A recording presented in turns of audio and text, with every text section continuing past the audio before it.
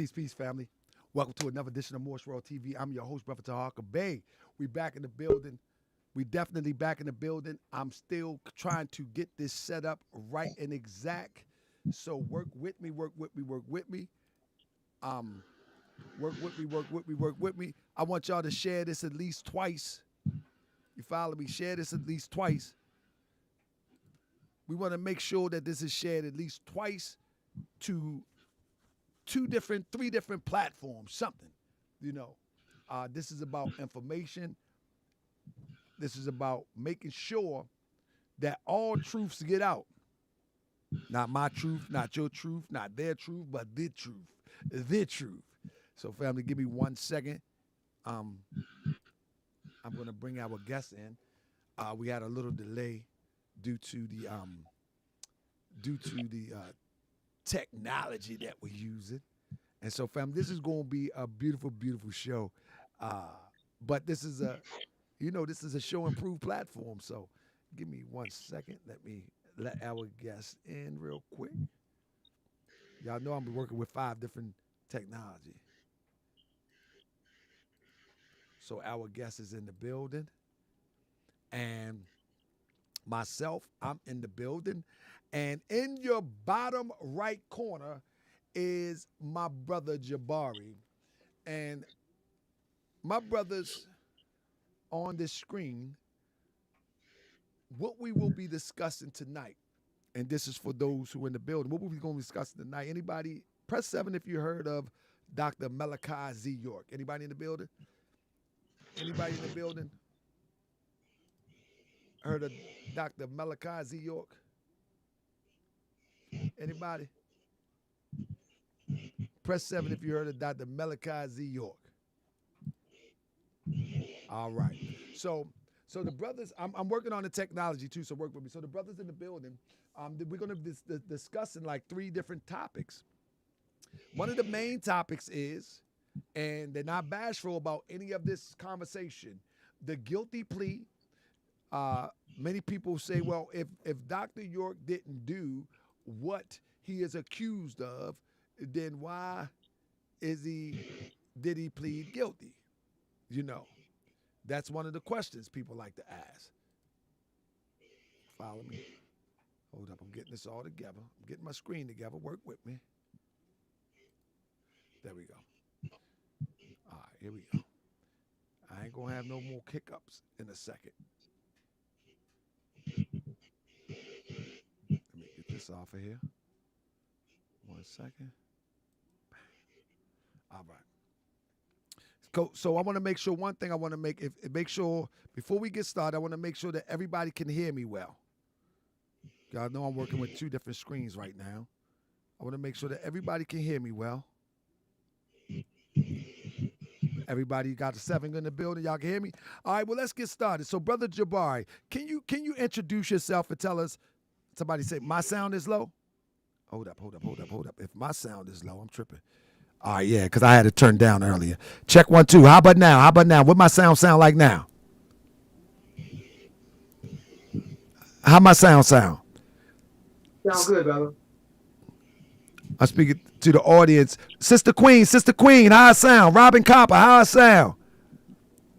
All right, I sound better now. So, Brother Jabari, take us into where we're at today as it relates to Dr. Malachi York. But first and foremost, introduce yourself and tell us a little bit about yourself as we get into this conversation. And again, I'll sit back and I want to you to just pass it to the brothers, and then I'll develop any question that I may have and anything that I may see in the chat, and then I'll present them to each and every one of you. So, brother, tell us a little bit about yourself and a little bit of your background as it relates to this conversation.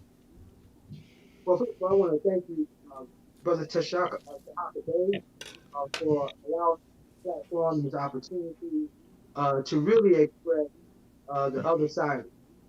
And with any, you always have people. And be part of this broadcast at this point, at this time.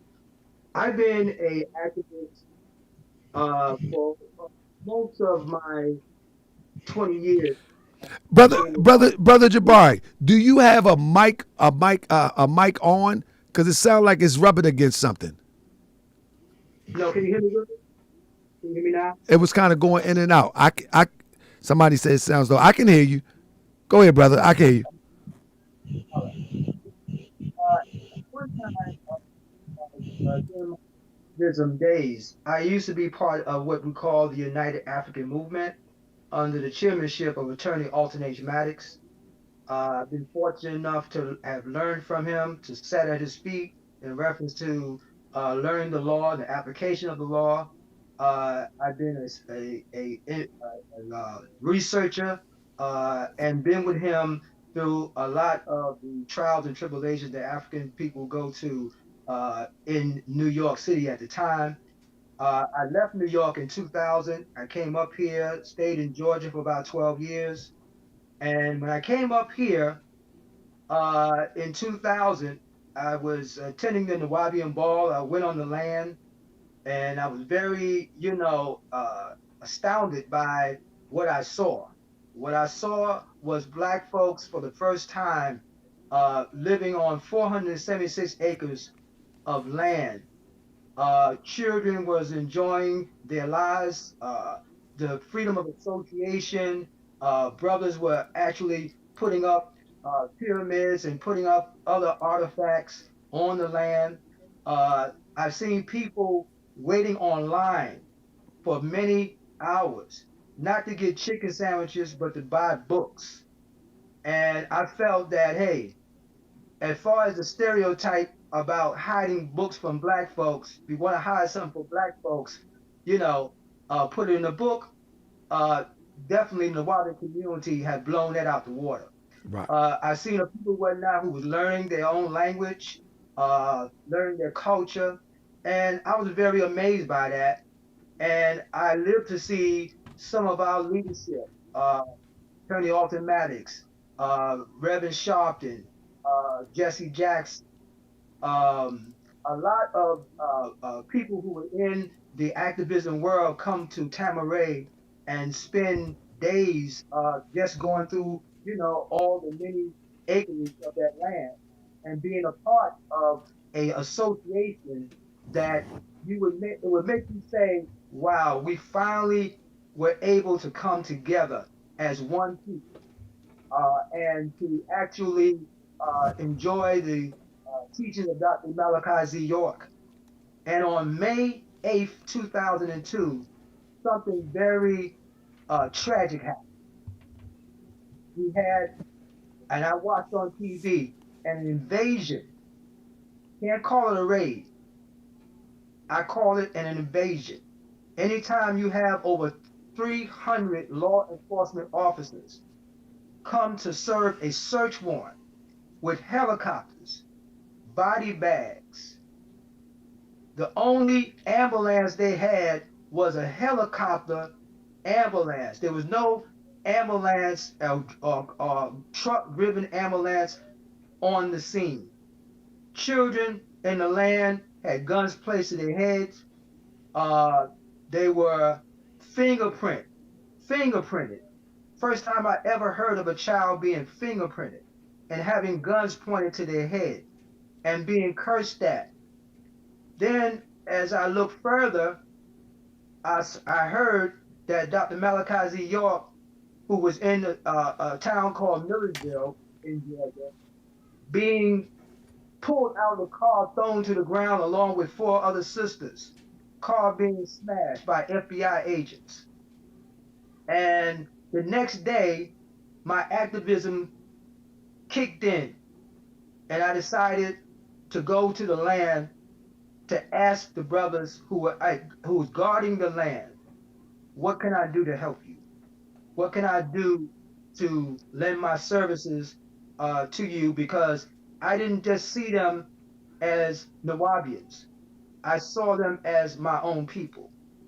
As with anybody who was witnessing this terror being placed on children and women while men were out working and trying to live a life of independence that our ancestors once shared, uh, I had to get involved. And as I went and as the days gone by, I saw the media come out with strong inflammatory news articles on Dr. York as well as his community. And he was brought to an arraignment the next day after his arrest on May 8, 2002. They brought him to an arraignment, him and his wife, Kathy Johnson, and that was to the federal court.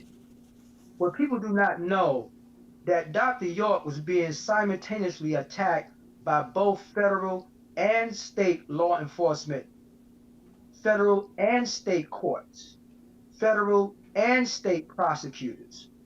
It wasn't like, you know, facing the federal, and then once that trial was over, then you had to go and face the state. By the fact that his attorney had waived his right to say, I'm not going to be simultaneously attacked by both federal and state at the same time. When you waive your right, you are telling the court that I'm not protecting my right to say, I don't want to do this or I don't want to do that. I'm waiving my right for the government to come and do anything they want to do to me. Mm. And that is not Dr. York's state of mind. That was what I feel was a co-opted plan that was put together by federal and state law enforcement. It put Dr. York and his community, who were all alone, who had to face innumerable odds of machine guns and all kinds of advanced weapons. As I indicated before, body bags, all for the purpose of a search warrant. So as I got involved in the case, I wrote an 11-page presumption of innocence, which I told the community, the Wyoming community, how they were going to be attacked, how the federal government, how the attorneys was not going to zealously represent them in this case, because the goal in my mind at that time, because I didn't know all the facts as to what Dr. York was charged with at that time, but the goal I felt was that the government was going to seize the land and was going to deprive people of African descent from the right of association. And I felt when not that Dr. York was being put under attack as a standard of the application of COINTELPRO as well as RICO. RICO, as they claimed, was the standard for organized crime, mafia, dons, and soldiers within the mafia. That application was applied to Dr. York, who him and his community had no history of any illegalities. They have no history of being a corrupt organization or a what RICO stands for, which is an acronym of racketeer influence corrupt organization. The key word here is that they was calling a law-abiding community who was not bothering anybody, who was enjoying the right to express themselves, to express their culture and their language. They had claimed that that whole community was a corrupt organization or a corrupt enterprise. Hmm. As the case went on, I saw quite a few instances of ineffective assistance of counsel, prosecutorial misconduct, judicial misconduct. I seen 10 judicial errors that their attorney during trial, 10 judicial errors that was on his motion to the reviewing court. I lived to see those judicial errors just disappear in thin air. And at some point, we're going to go into that disappearance. I also actually witnessed attorneys for the defense for Dr. York turned and stabbed him in the back Hmm. in reference to his new trial motion, as well as his judgment of acquittal. I've seen that. I also saw attorneys fight the government and putting motions in citing the government for outrageous misconduct in preventing Dr. York from taking a stand in his own defense. I've seen quite a few instances that was not really looked at in reference to what statutes that Dr. York was bound by. He was initially cited for violating 4 counts, first indictment. Count 1 was under the Mann Act, and it was under Title 18, Section 2423A, which was transporting minors across the interstate for the purpose of sexual activity. The second count was Title 18, USC 2423B, traveling across the interstate for the purpose of a sexual activity or act. Also, another count was the jurisdictional statement, which is under Title 18, 3283, which gave the federal government within 5 years to indict a defendant. And the fourth count was a principal count under Title 18, Section 2, which says that whoever indicted with you, they should be considered as a principal, as to just someone who just, was charged in association with you. They are to look at them in terms of the charges as being the principal along with the main defendant. That was the first indictment. On about January 23rd, 2003, you begin to see Dr. York appear in federal court, where he entered a plea of guilty. Then what happened after that, they rushed him into the state court a day later, and he was charged in the state, and he pled guilty under the state count. Under the federal count, he pled guilty to a 15-year sentence based on the 2 counts, which were a count concerning information, and as opposed to the indictment, they lowered the counts from 4 to 2. That was to pretty much complement the plea that he had put in the federal court. In the state court,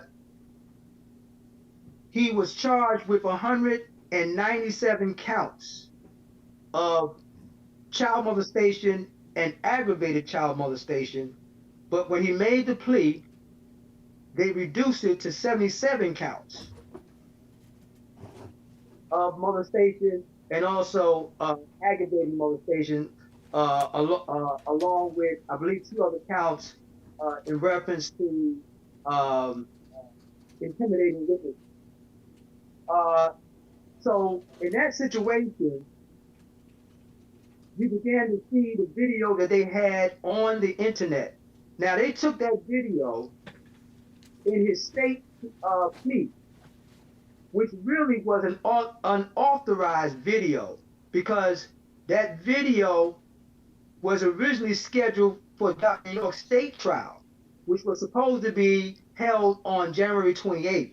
But because he made the plea in January 24th, around January 24th, they rushed the video into his plea. His attorneys have never objected. They had the right under the statute, under the local court rules, to object to showing any video while Dr. York was going through a plea, and it made sense, because if you objected to that video being shown, or if you didn't object to the video being shown, then his presumption of innocence, which was already destroyed in the court of public opinion, would not allow him to withdraw his plea and without being stated or tainted by the loss of his presumption of innocence, because the video went all over the internet. There's no way that Dr. York could have had a fair trial.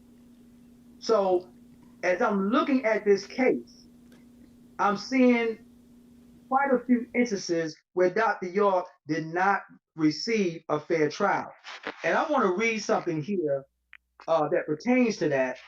It's a case I looked at. It's called, it was titled Mooney versus Houlihan.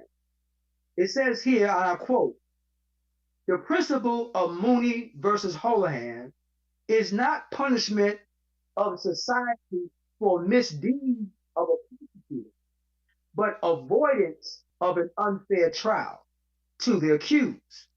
Society wins not only when the guilty are convicted, but when a criminal trials are fair, and our system of the administration of justice suffers when any accused is treated unfairly. I went through numerous documents in this case. I went to the trial. I've been at the trial for 2 weeks. All right, that trial had lasted, and I have seen this community being transformed from a law-abiding community who had no history of organized crime, no history of legalities. I saw this community being transformed into a criminal enterprise. All during the trial, they had federal law enforcement walking around the courtroom, walking outside the courthouse with machine guns, dressed in black, going all around. The jury would see this kind of activity. And when you're talking about a jury who have to decide your fate, then you have to conclude that your fate was already decided, because that jury was under the impression that they were dealing with the most dangerous community on this planet. And we found out later, and I have the new trial motion of his attorney, which I find was very on point, detailed facts dealing with the judicial errors that were committed by this judge. This judge, Judge Ahhah C. Royal, who was originally an attorney that was involved in the case of Dr. York's family when they sued this Oconee Hospital for having their loved one being killed as a result of them leaving a scalpel in his body. And the same judge who eventually became a judge in 2001 was a attorney in that case. So Dr. York had a judge in that case, Judge Ahhah C. Royal, who previously lost the case to this family, to Dr. York's family, as an attorney. And now you're looking at the same attorney who's now a judge judging you in this trial. And there was nothing done by his attorneys to have this judge recuse himself, because the mere fact that this judge was an attorney in a case involving his family, one can only conclude that this attorney was not happy with the fact that he lost his case as an attorney, who became a judge in 2001 as a result of George Bush, an appointment by George Bush, and who now is sitting over a family that he had no love for, he had no respect for. You can clearly see throughout this trial that this judge was going to show bias and prejudice to Dr. York, and we have proof of the instances of bias and prejudice that this judge has shown. So when you look at that kind of situation, uh, Dr. York's original indictment, which was 4 counts, as a result of his attorneys filing a motion to have Dr. York checked for psychological and psychiatric evaluation. His own attorney sent him for over 4 months to be examined based on the premise that Dr. York was incompetent to stand trial. And that was a lie. If you read the document, Dr. York clearly laid out his case in front of this judge, or Judge Lawson, who was the first judge in this case, when his attorney didn't even try to defend him. They put Dr. York away for 4 months. I read the motion. They put him away for 4 months because his argument to his attorneys was that he was a secured party as well as a sovereign party, and that he wanted his lawyers to pursue that defense, as opposed to pursuing that defense and going forward in a speedy trial. They put a motion to have that committed for 4 months while the government had revved up a 4-count indictment that became later a 2-count indictment that rose to a 13-count superseding indictment. That's when the RICO came in. That's when the structuring charges came in. Dr. York was charged with over 11 counts, including RICO structuring, a RICO forfeiture, and a criminal forfeiture of his property. Count 1 that they introduced in the superseding indictment, count 1 was a RICO conspiracy count. Count 2 was a racketeering activity count under RICO. Count 3 was a general conspiracy count. Dr. York had 2 conspiracy counts, one under RICO and one as a general conspiracy count. Count 4, 5, 6, and 8 were counts under the Mann Act. They were all transporting counts, accusing Dr. York of transporting minors across the interstate, across the federal highways, I-20, I-30, I-75, they're all interstate highways, into another state where they claim that he committed the crime. And when you look at the Mann Act was originally created to go after Jack Johnson around 1910 for taking white women across the interstate. The same statute, the Mann Act here, was applied to Dr. York. Count 7 was a traveling count under Title 18, 24, 23B, and the 4 other counts, 4, 5, 6, and 8, were transporting counts, citing Dr. York for taking minors across the interstate for the purpose of sexual.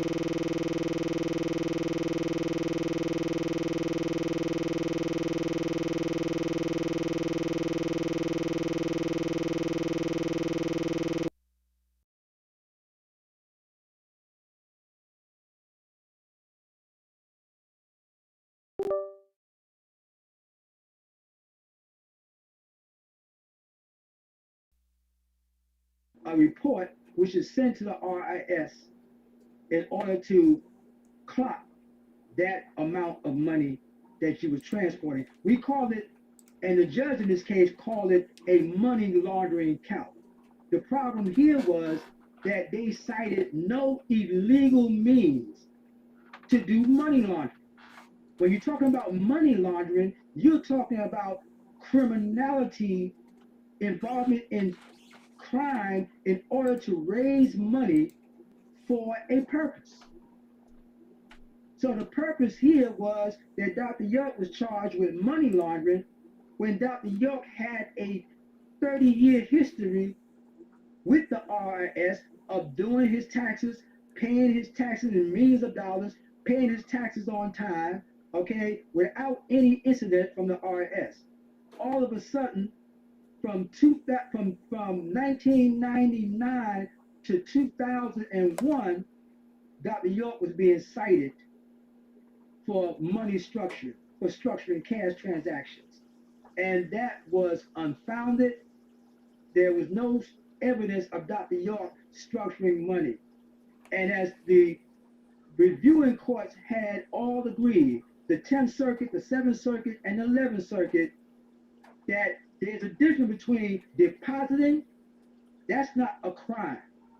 The crime is when you is on the transaction, when you either you had put in, you had an initial amount of money that you broke down in increments in order to avoid detection by the RS. You are doing that in order to evade tax reporting requirements. Dr. York had no history of ever evading tax reporting requirements. So with this new indictment that was not challenged by his original attorney, it was subsequently challenged by new attorneys that the family hired because the original attorneys was not adequately defending Dr. York. Matter of fact, they was going in a direction and working in collusion with the prosecutors to bring Dr. York down. That's not an issue of what I believe. That's an issue on what we can prove based on the research that we got as far as the facts of this case. Now, in reference to the plea bargain, okay, which really wasn't no bargain, Dr. York had put in two pleas. If you look at the video of Dr. York walking into the state court, you can clearly see that Dr. York appeared to be under duress. When he walked into the state court after being detained for 8 months and 15 days, Dr. York claimed that he was being tortured by his jailers. He claimed that they were in his room, in his cell, that it was filled with rats and all kinds of rodents in his cell. His food was given to him under a rusty jail cell, and as well as he was extremely sick because he suffered from angioedema, which is a very dangerous disease to have. And he still is suffering from that same illness while being incarcerated for 135 years.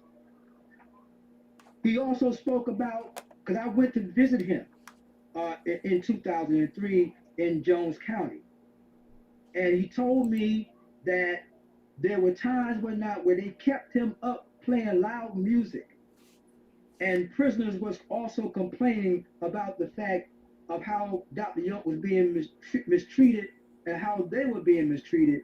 So when you saw Dr. York come in that courtroom, in the state courtroom, after leaving the federal court the day prior, you can clearly see that Dr. York was not himself. He wasn't looking like himself.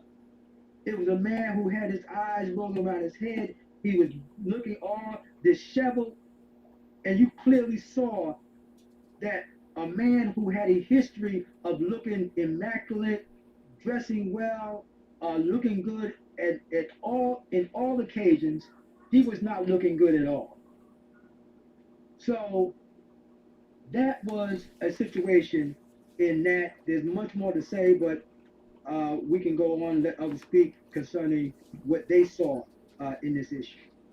Indeed, indeed, and I appreciate that, brothers, because that was a great recap, if you will, um, as to bring us up to speed. Because what you really did, you brought us all the way up to speed. Because a lot of times when we talk about Dr. York and the story that has been perpetuated with the story, we always hear jabs at he did this and he did that and what about this and what about this, but we never get a full scope of the story. So that's a beautiful thing that you was able to give us a full scope of the story. Let's get to Saqar. Saqar, are you there, brother? I'm here. Brother, before you go into what you would like to discuss, you're right now you're in what part of Africa are you in? I'm in Liberia, West Africa. West Africa. And one of the things that intrigues me more than anything is what inspired you and my brother then to move towards the motherland. I mean, obviously, Dr. Malachi York was a huge influence. He had wrote a book on Marcus Art and connecting, our opportunities and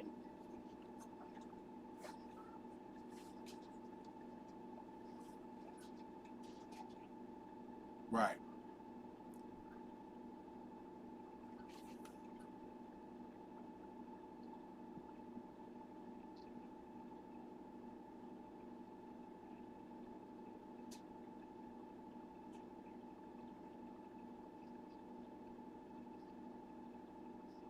Mm. Woo.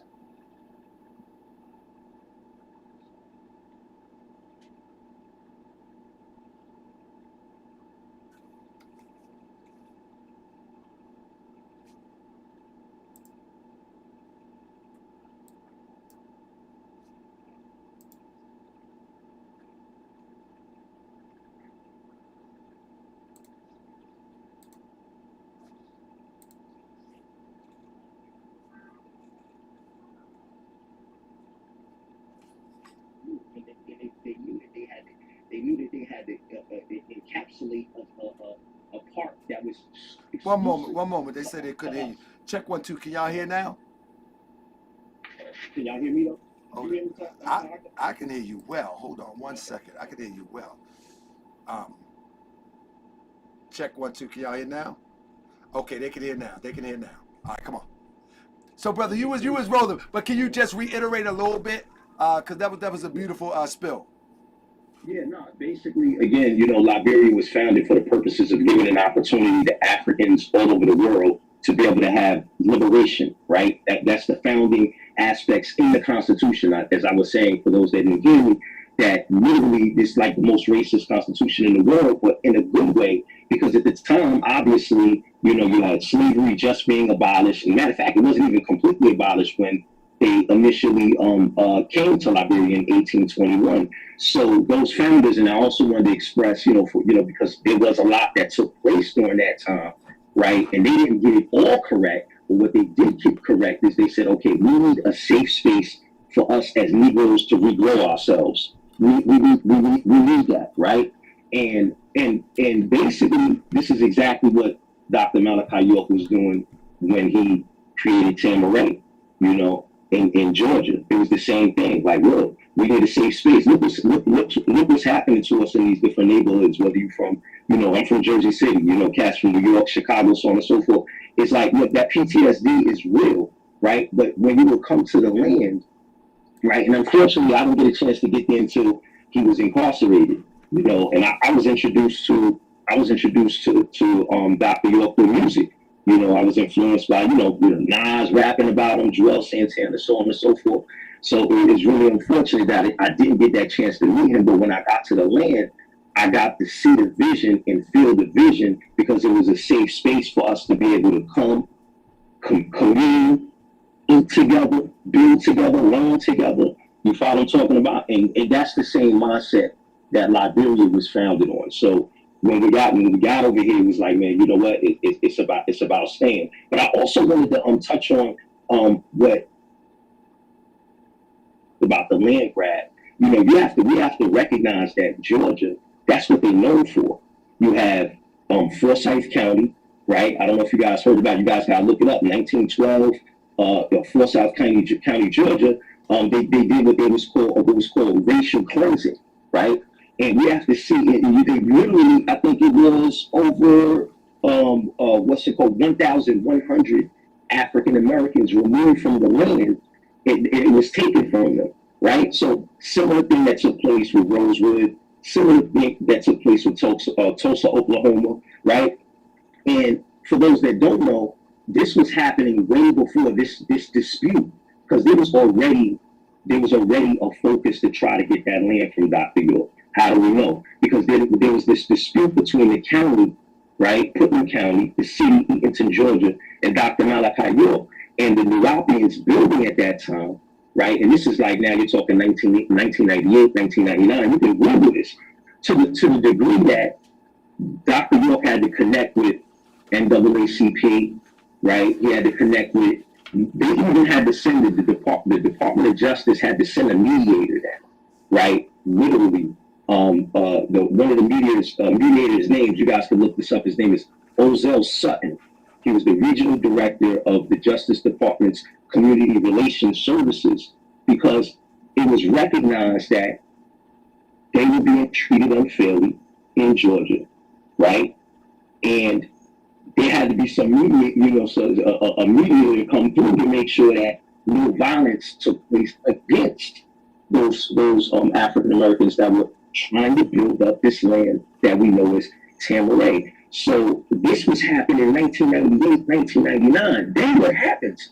Dr. York wins the case against Eatonton and Putnam County, giving them the ability to build, right? And, continue to build in the pyramids and the African structures. And Sanel, or Nababa, they could probably chime in on the exact dates, but we're talking about less than a year later, an indictment comes down that, that we're talking about, that now he's serving 135 years for. So, yeah, so it's and I definitely want to say, that we appreciate you for giving us the opportunity to speak, because, there's a lot of misinformation that needs to be clarified when it comes to, the trial, and as well as Dr. York's innocence. And I also wanted to see if the brother Seneb could chime in on, because the brother Jabari said a lot, and he was talking about the guilty plea, and he was talking about Dr. York won 4 months, right? Being moved and being forced to get what they call a psychiatric evaluation. That was taking away from his opportunity to be able to fight a fair case. Now they have what they call what's it called, diesel therapy. So, man, I don't know if you want to chime in on that. Can I hear it? Yes, sir. I can hear you well. Okay, how you doing? Doing well. Doing well.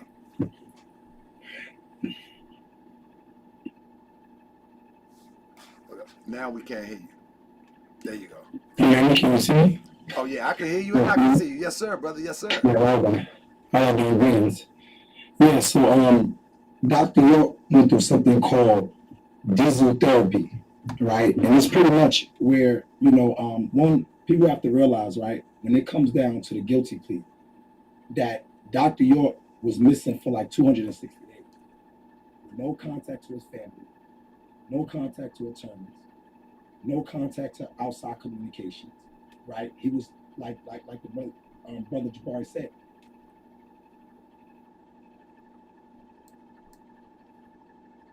Attorney, right? His attorney was Leroy Johnson.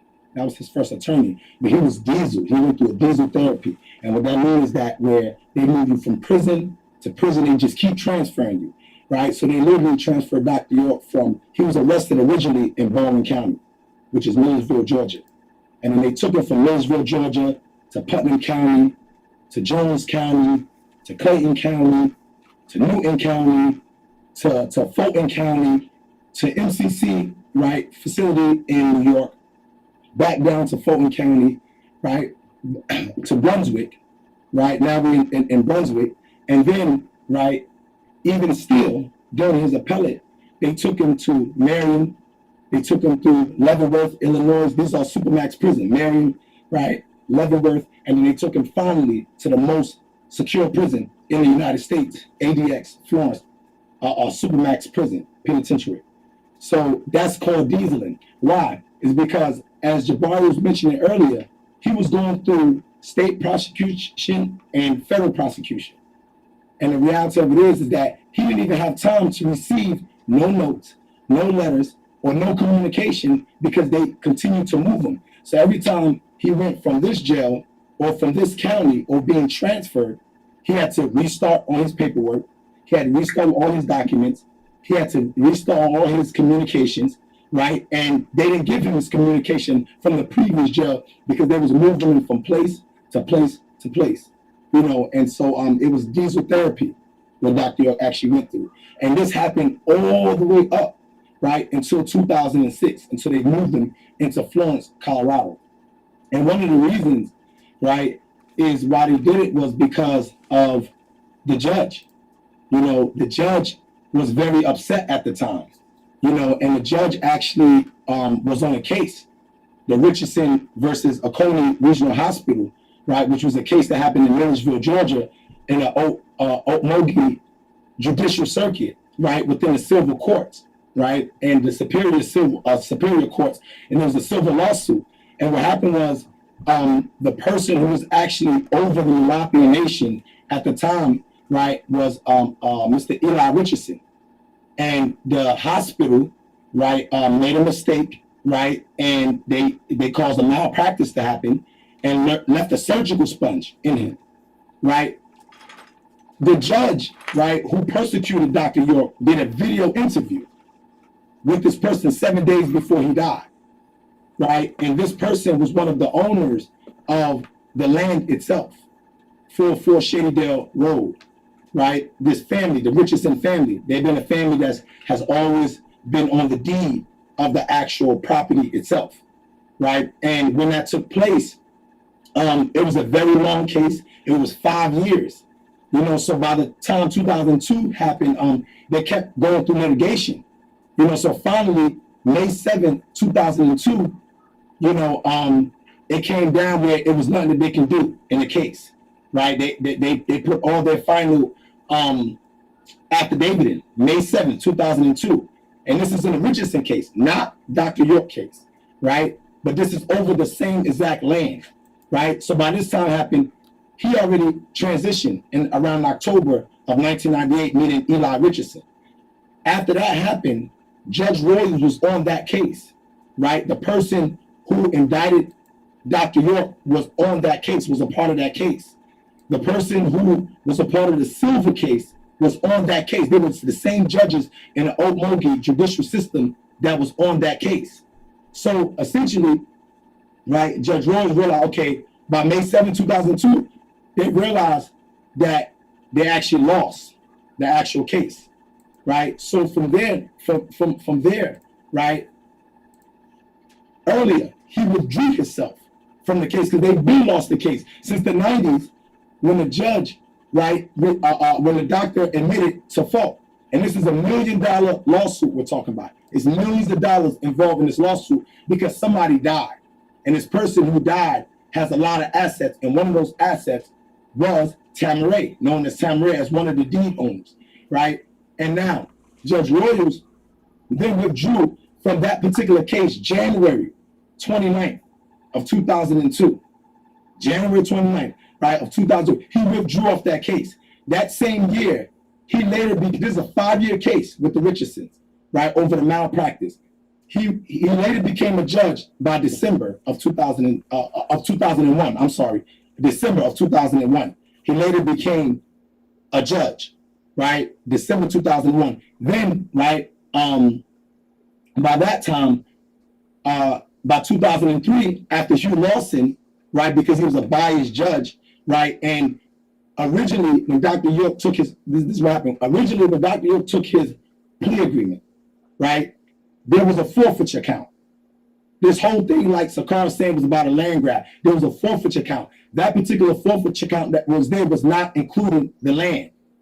So when they realized, like, wait a minute, this doesn't include the land, he only has to forfeit the cash money that was found, which was about $418,000, right, and a few of the weapons that was found not in Dr. York's property, right, but in a place called the barn, because there was many officers, police officers, sheriff officers that lived in the barn, right, that were officers of the state of Georgia, badge-bearing officers, right, and many of the weapons and the guns that were found there in the evidence, right, belonged to those, and each gun had a VIN number, and each VIN number had a licensed person license who had the right to bear arms at that time, because now Georgia has become an open carry state, and you don't need no license to carry in Georgia now today. You know, so what happens is that Judge Royal realized they lost this $1 million case with the malpractice. So when Judge Hugh Lawson decided to, be biased, he recused himself. And Judge Royal said, okay, this is around between March and May of 2003 when Judge Royal recused himself, right? And what happens is that after he recused himself, Judge Royal jumped on the case. But when Judge Royal jumped on the case, they just lost the case of the Richardson in June of 2003, right? June 30th is when they was trying to get Dr. York to withdraw his plea. At the time, Hugh Lawson was actually still on there.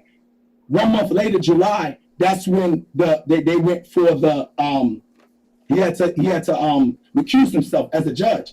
So Judge Royals just lost millions of dollars, right, a month before he became the judge over Dr. York's case for the same land that he forfeited 404 Shady Dale Road. So it was always about trying to obtain the property, because one of the things about the property is that it was the development of the property.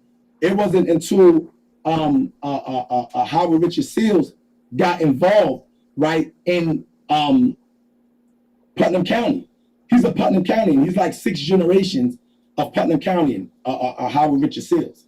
So what happens is that he used to work for Baldwin County, right? We're talking about 2 sheriffs in Baldwin County and in Putnam County, which they're divided by a lake called Lake Sinclair.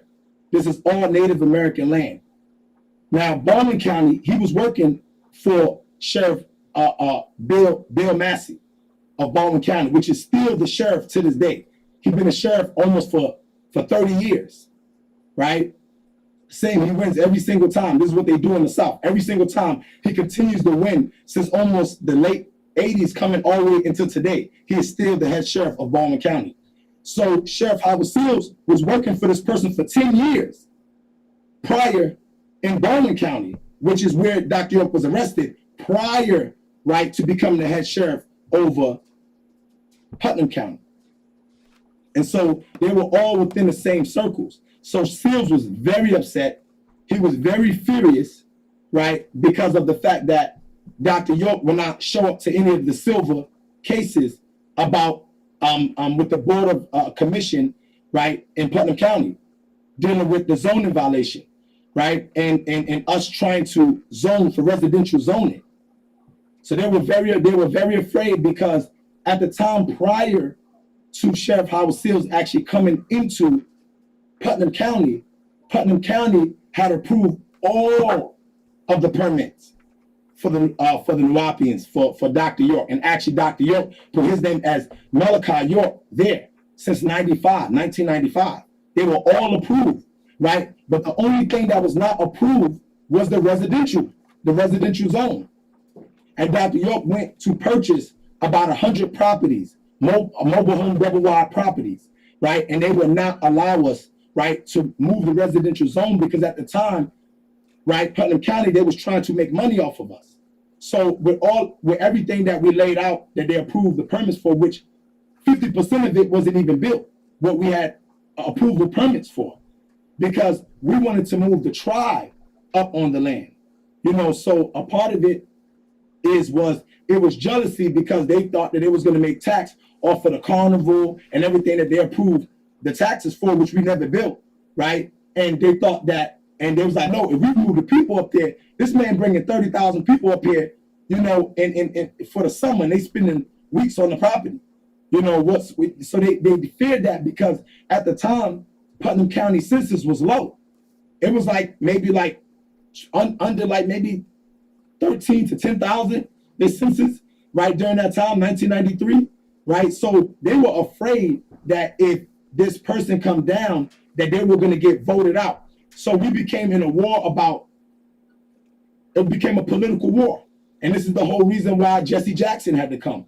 This is the reason why Al Sharpton got involved. This is the reason why the Rainbow Push got involved. There's a reason why different people start getting involved, right, with the case, because they start realizing it's a political situation because they are stopping these peaceful people, right, to actually go and build on their land.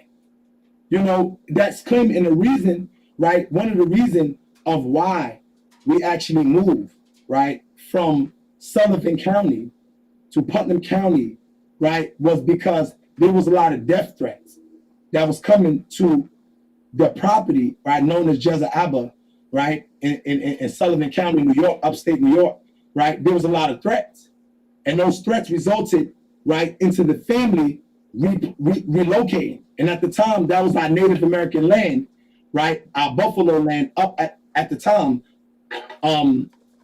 upstate New York, right. So when Dr. York originally wanted to come down south, right, it was because we chose Putnam County because that was the native land. That was where Mount Rayay is. You know, there's only 2 Mount Rayay in both east of the Mississippi, and both of them is in Putnam County, right up the street from each other. So that was the main reason why we picked there, Ahhah, because that was a part of our native land. And one of the things that you'll see when you go to Mount Eagle, which is a site in Putnam County, one of the oldest Native American site, right, that was built by the Yamasee, the Creek, the Seminole, right, these different Native Americans. You see, it says there, right on the sign, it said, "Tread lightly, white man." You know, it says something to the extent, "For many races has fought, love, right, before you on this land." You know, so they take a threat to things like that. When the native people who said that they retain sovereignty comes and say, "Well, this is our land, right? This is our Native American land that you all stole from us." So this became a political thing, right? And as the brother Saqar said, by the time it was February of 2002, when we went from 1998 to February of 2002 before we won the case, right, against Putnam County for our zoning violations, right? The next month over is when they did the federal grand jury. They did the federal grand jury March of 2002 before they indicted. That's what caused the indictment. So the very next month after we won the war, and you saw all in the newspapers, because we was able to build now, the very next month, the federal grand jury brings up these people, and all of a sudden, you know, he's indicted, you know, and then it caused the May 8th to happen, you know. So I yield with that, you know, back to the brother Saqar, you know, and for any further thing. But that was just my story, you know. Indeed. Let me ask you a question, brother. How long have you been? I hear you say that you was on the land, but how long ago when you know your beginning of joining the tribe? Actually, my family is originally from the south side of Chicago. Okay. Right, in the Englewood community. And, you know, my mother, she moved in the tab maybe like 84, 85. My father, much before then, he was a part of the brothers that actually helped establish the Chicago tab when it was on the west side on Independence. And we moved to the Brooklyn tab in and around 1988. Okay. My whole family moved to the Brooklyn tab. Yeah, and then we eventually moved to Jezza with Dr. York, right, which is known as upstate New York. And then later we moved. We were actually the first people to arrive to Tamaray, to this land that we're actually talking about. You know, the first trip, and we actually traveled. And Dr. York was not with us when we traveled. He did not cause us to be traveled. What caused us to be traveled was the threats that was happening daily, that was coming to the office, phone calls that was threatening the children and the sisters. That's why we moved. And the first thing that we did when we actually got there, the first day, right, was we put the Ben York statue up front and all the Native American teepees. You know, that's the first thing that was done the first week that we was there.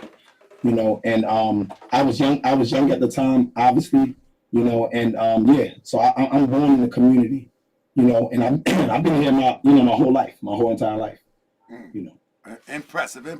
Let me get the Bab, if I'm saying it right. Let me bring him to the mic and let him share something with us, and then we'll pass around to get into some of the intricacies of how the case unfolded to what we see today. Am I saying that right, Brother Nabab?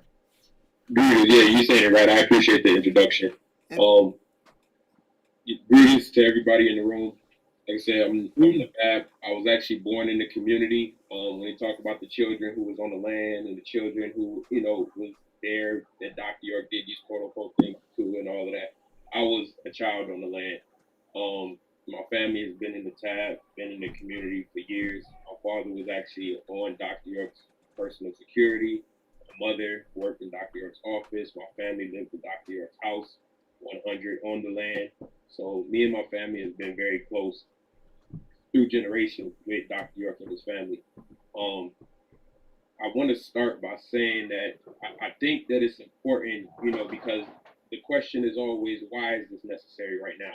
Why are people still talking about Dr. York after him being incarcerated for 20 years? Why haven't the Nuwaubians rebuilt? Why don't they do, you know, just move on with their lives and things of that nature? I think one thing we have to come to realize is a part of the problem with us as a people is that oftentimes when the European, or whether we want to say the government, because when you get down to the root of it, it was all racism. And we now live in a society where many people don't stand for anything, so we don't stand for anything, so we fall for everything. And because that is the case, we now see where the judicial system is now able to do whatever they want to whoever they want, whenever they want, however they want to do it. And that becomes a problem because we are always the target of that, because we don't stand up for ourselves as a people. The Jewish people stand up for themselves, even down to the LGBTQ as a group of people. They stand up for themselves. When we come down to us, we always want to segregate ourselves. We want to be the black this or the black that or the black LGBT or the black Jew or the black, as opposed to saying we are one as a people first. And if we don't stand up for our people, then our people are going to fall for any and every trick that they throw at us. So dealing with this situation with Dr. York is we got to realize that there has been many people who has come to try to do what Dr. York has done, and all played a part in it, from the Honorable Elijah Muhammad, from Marcus Garvey to Honorable Elijah Muhammad to Noble Drew Ali to Martin Luther King to Malcolm X and many other great teachers to this day. The problem that we have, though, is that every last one of our organizations have been infiltrated and destroyed until the head or the leader of that at that point was either in prison or murdered. And we as a people, we don't stand up for that. We continue to move on and we continue about our day. And that has shown that we don't stay. We have been attacked for over the years since the beginning of time, and we have yet to stand up for what was ours or who was ours. So we as Nuwaubians, student teachers or students of Dr. Malachi York, being that Dr. Malachi York is one of the great teachers of our time and who is still alive to this day, we said, you know what, we're not falling for that. As long as we can still fight, we're still going to fight. Many people had thought that because we haven't spoken on the Dr. York case in quite a while, or, you know, we say things here and there, that we don't have the facts to the case. We don't have the evidence to the case. We don't have the evidence to prove that he's innocent. There's many evidence to prove that Dr. York is innocent. So when it comes to people talking, we're not here to go back and forth with people who, there's obviously people who just hate Dr. York. They hated him when he was out. They're going to hate him. That's just their prerogative. We're not, and you have all rights to hate him. But the same way you have all rights to hate him, we have all rights to love him, and we have all rights to fight for what we stand for. Now, why is this important? Dealing with the day and time that we're in right now, one, let's establish because I've seen somebody ask, what does this have to do with Martin Luther King? Most people don't know is that to get into Dr. York's case from the jump, Martin Luther King's holiday was violated by holding court on Martin Luther King's holiday to convict Dr. Malachi York. Many people, we've said that for quite some time, for years, but many people tend to skip over that point. But we can't say that we want to give honor and respect to the Dr. King, but then we allow his holiday to be violated. That's step one. Then we say, okay, not only do they allow his holiday to be violated, but they violate his holiday by violating it to convict somebody who's trying to continue the mission of what Dr. King started, with him trying to raise the mentality or raise us as a people. Now, people, like I said, people can disagree with the doctrine or however they want. Me personally, we want to talk about all of it. We want to get whichever direction, whichever way you want to go, whether it's legal, whether it's information, whatever it is, we're willing to get up here and do like we've done since the beginning of time and be questioned and to give the answers. So now, why is Dr. Malachi York so important? Is because, like I said, us as a people, as a whole, we lack culture.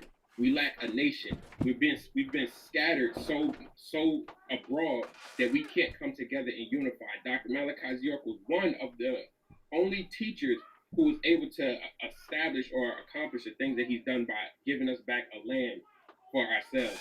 We didn't have that before. Why is it important? Because I'm sure people are wondering why is this land so important. Is because for us to come together and unify as a people, we have to unify physically first to unify mentally. If you don't come together as a group of people, you'll never think together as a group of people. Therefore, you'll never accomplish your goals as a group of people. And these are the things that are pertinent for those of us who really want to see a change in the world. Because many Black people don't want to see a change. Many Black people are okay with the situation that we in, as long as they work their nice job and they got their nice car and they got their nice house, and they perfectly fine with that. But you have a group of people who have dedicated themselves, not just Nuwapians, but we're talking about all of the nations, whether it's the nation of Islam, whether it's the Moorish brothers, whether it's the Israelites. You have different people. We may have different perspectives or different paths, but we're all on the same, going in the same direction or aiming toward the same direction. So we got to come together and unify as a people and realize that we can't no longer allow for our things to be taken from us and then we just turn the cheek and move on to the next one. Because they did it with Black Wall Street. We built a nation of our own and they came and destroyed it and bombed it. Where is that at now? Then you have the land. We built the land, we created our economy, we had our own everything, and they destroyed it, took our leaders away, took everything away from us, and then you say, where are the Nuwapians at now? And the problem is because we as a people don't stand up for ourselves as a people. Now, getting into the Dr. York thing, because the question was asked about the guilty situation. One thing I want to put on record and make very prominent is that, and most people tend to ignore this fact, but Dr. York was arrested May 2002. On May 9th, 2002, Dr. York immediately entered a plea of not guilty and kept that plea up until 2003, where he was forced to, or he took a plea agreement under duress, meaning that he was put in a situation where he was left with no options but to say, either I'm going to take this plea agreement for 15 years, which is what the plea agreement that he entered into, or y'all going to try to sentence me to 135 years. And so what he did was he entered into a plea agreement because, as most people know, he was being told that your wife was going through the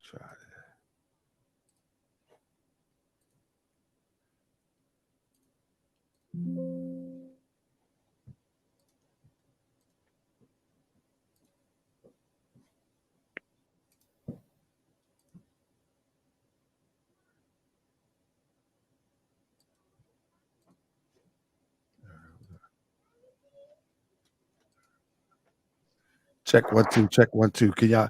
All right, we back now. Okay, here we go. I don't know what that was all about. Mm-hmm. I just switched it to another. Hold on 1 second. Let me get my camera straight now. All right, camera. Okay, stream. All right. Bam. There we go. So, yeah, so so I what I did was I had a backup. Check 1 2 in the everybody in the Morse World TV. So yeah, I had a backup thing waiting anyway, because sometimes we get in these tight conversations, and the first thing that happen is we tend to Hold up 1 second. Check 1 2. Check 1 2. All right. We tend to have these type of problems, without a doubt. So all right, we back in. We back in. Everybody in. All right. So everybody, press a 7 real quick. Make sure y'all in the building. I was prepared for this. I was on XSplit, but I had StreamYard loaded up too. I was prepared for this because it's this. All right. Yeah, so we good now. I was actually prepared for this because I've seen this before with quite a few. I've dealt with this before when speaking of Dr. York with those who wanted to give the other side of the story as opposed to the drama, the propaganda, the slander, and all of the crazy stuff. When you give a platform to the other side of the story, this has happened before. Anybody that's been rocking with Ahhah Bay Morse World TV, you already know I'm gonna give you the fair and balance, but this ain't the first time that this happened when we deal with this conversation when it comes to Dr. York. But we ain't not gonna stop, and that's why I was prepared for it. And when I was starting the show, I was telling them, hold up, I'm working with another software. And actually that was the backup. And so we live and on, brother. And so with that being said, let me underscore something. For all of y'all brothers and sisters who disagree, for all of you brothers and sisters who's in the audience or in that's listening, it's okay to disagree. It's okay to have your perception of what happened, what should happen, and all of that. Only thing I ask on Morse World TV is that you be respectful and present it.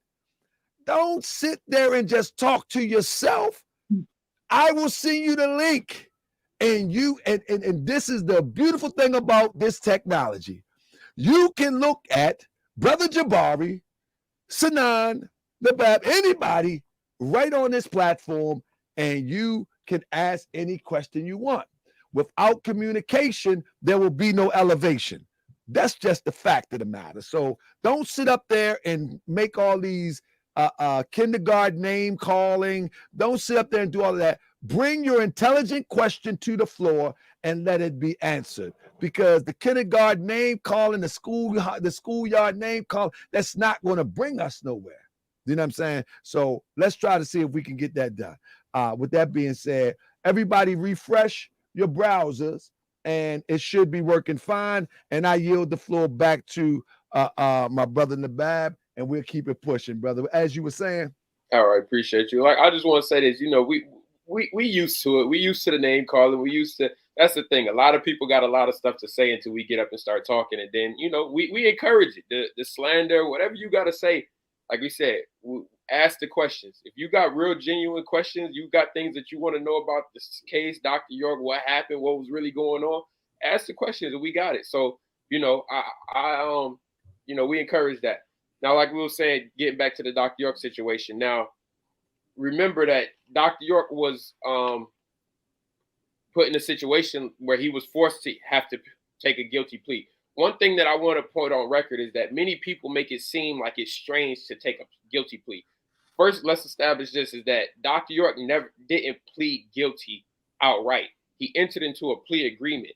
And if you look up the statistics of the United States, you'll find that 97% of all cases all federal cases and 95% of all state cases in a plea agreement. So let's stop making it seem that for Dr. York to enter into a plea agreement is something just absurd, because most cases in the United States don't go to trial. They end by way of a plea agreement. So that's one point that I want to address. So this is the situation where Dr. York was in, because he was in a situation where he wasn't just arrested by himself. He was arrested with loved ones, and most especially with women that was close and dear to him. So being told that for these women to get out of this situation, you're going to have to take a guilty plea because you're the only one that we really want. And if you really care about your family, then you'll take the heat for everybody, and you won't let them suffer the way that you're suffering and all of these things. So him being the man that he was, he took on the guilty plea. Mind you, he wasn't in contact with anybody. So he didn't know anything that was going on with anybody else. All he knew was what he was being told. And that's what he went off of. So he said, okay, guess what?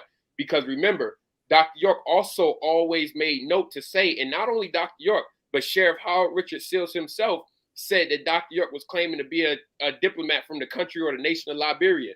So this is something that he's always put on the record. Why is that necessary? And this ties into why Dr. York took the guilty plea, is because he knew, according to the Vienna Convention on Diplomatic Relations, that a foreign country cannot hold an official of a foreign government. So he said, tell you what, I'll take the guilty plea because, one, I know I have a way out because I'm a diplomat. So I know that I can get my country to come and get me. So what I'll do now is I'll take the guilty plea, let them out, and then I'll just contact my embassy. And by contacting my embassy, I'll get out by way of my diplomatic status. The issue that came with that is when Dr. York was originally arrested, Sheriff Massey, who was the one that was there when they busted the windows out his car, took his diplomatic passport. How do we know this?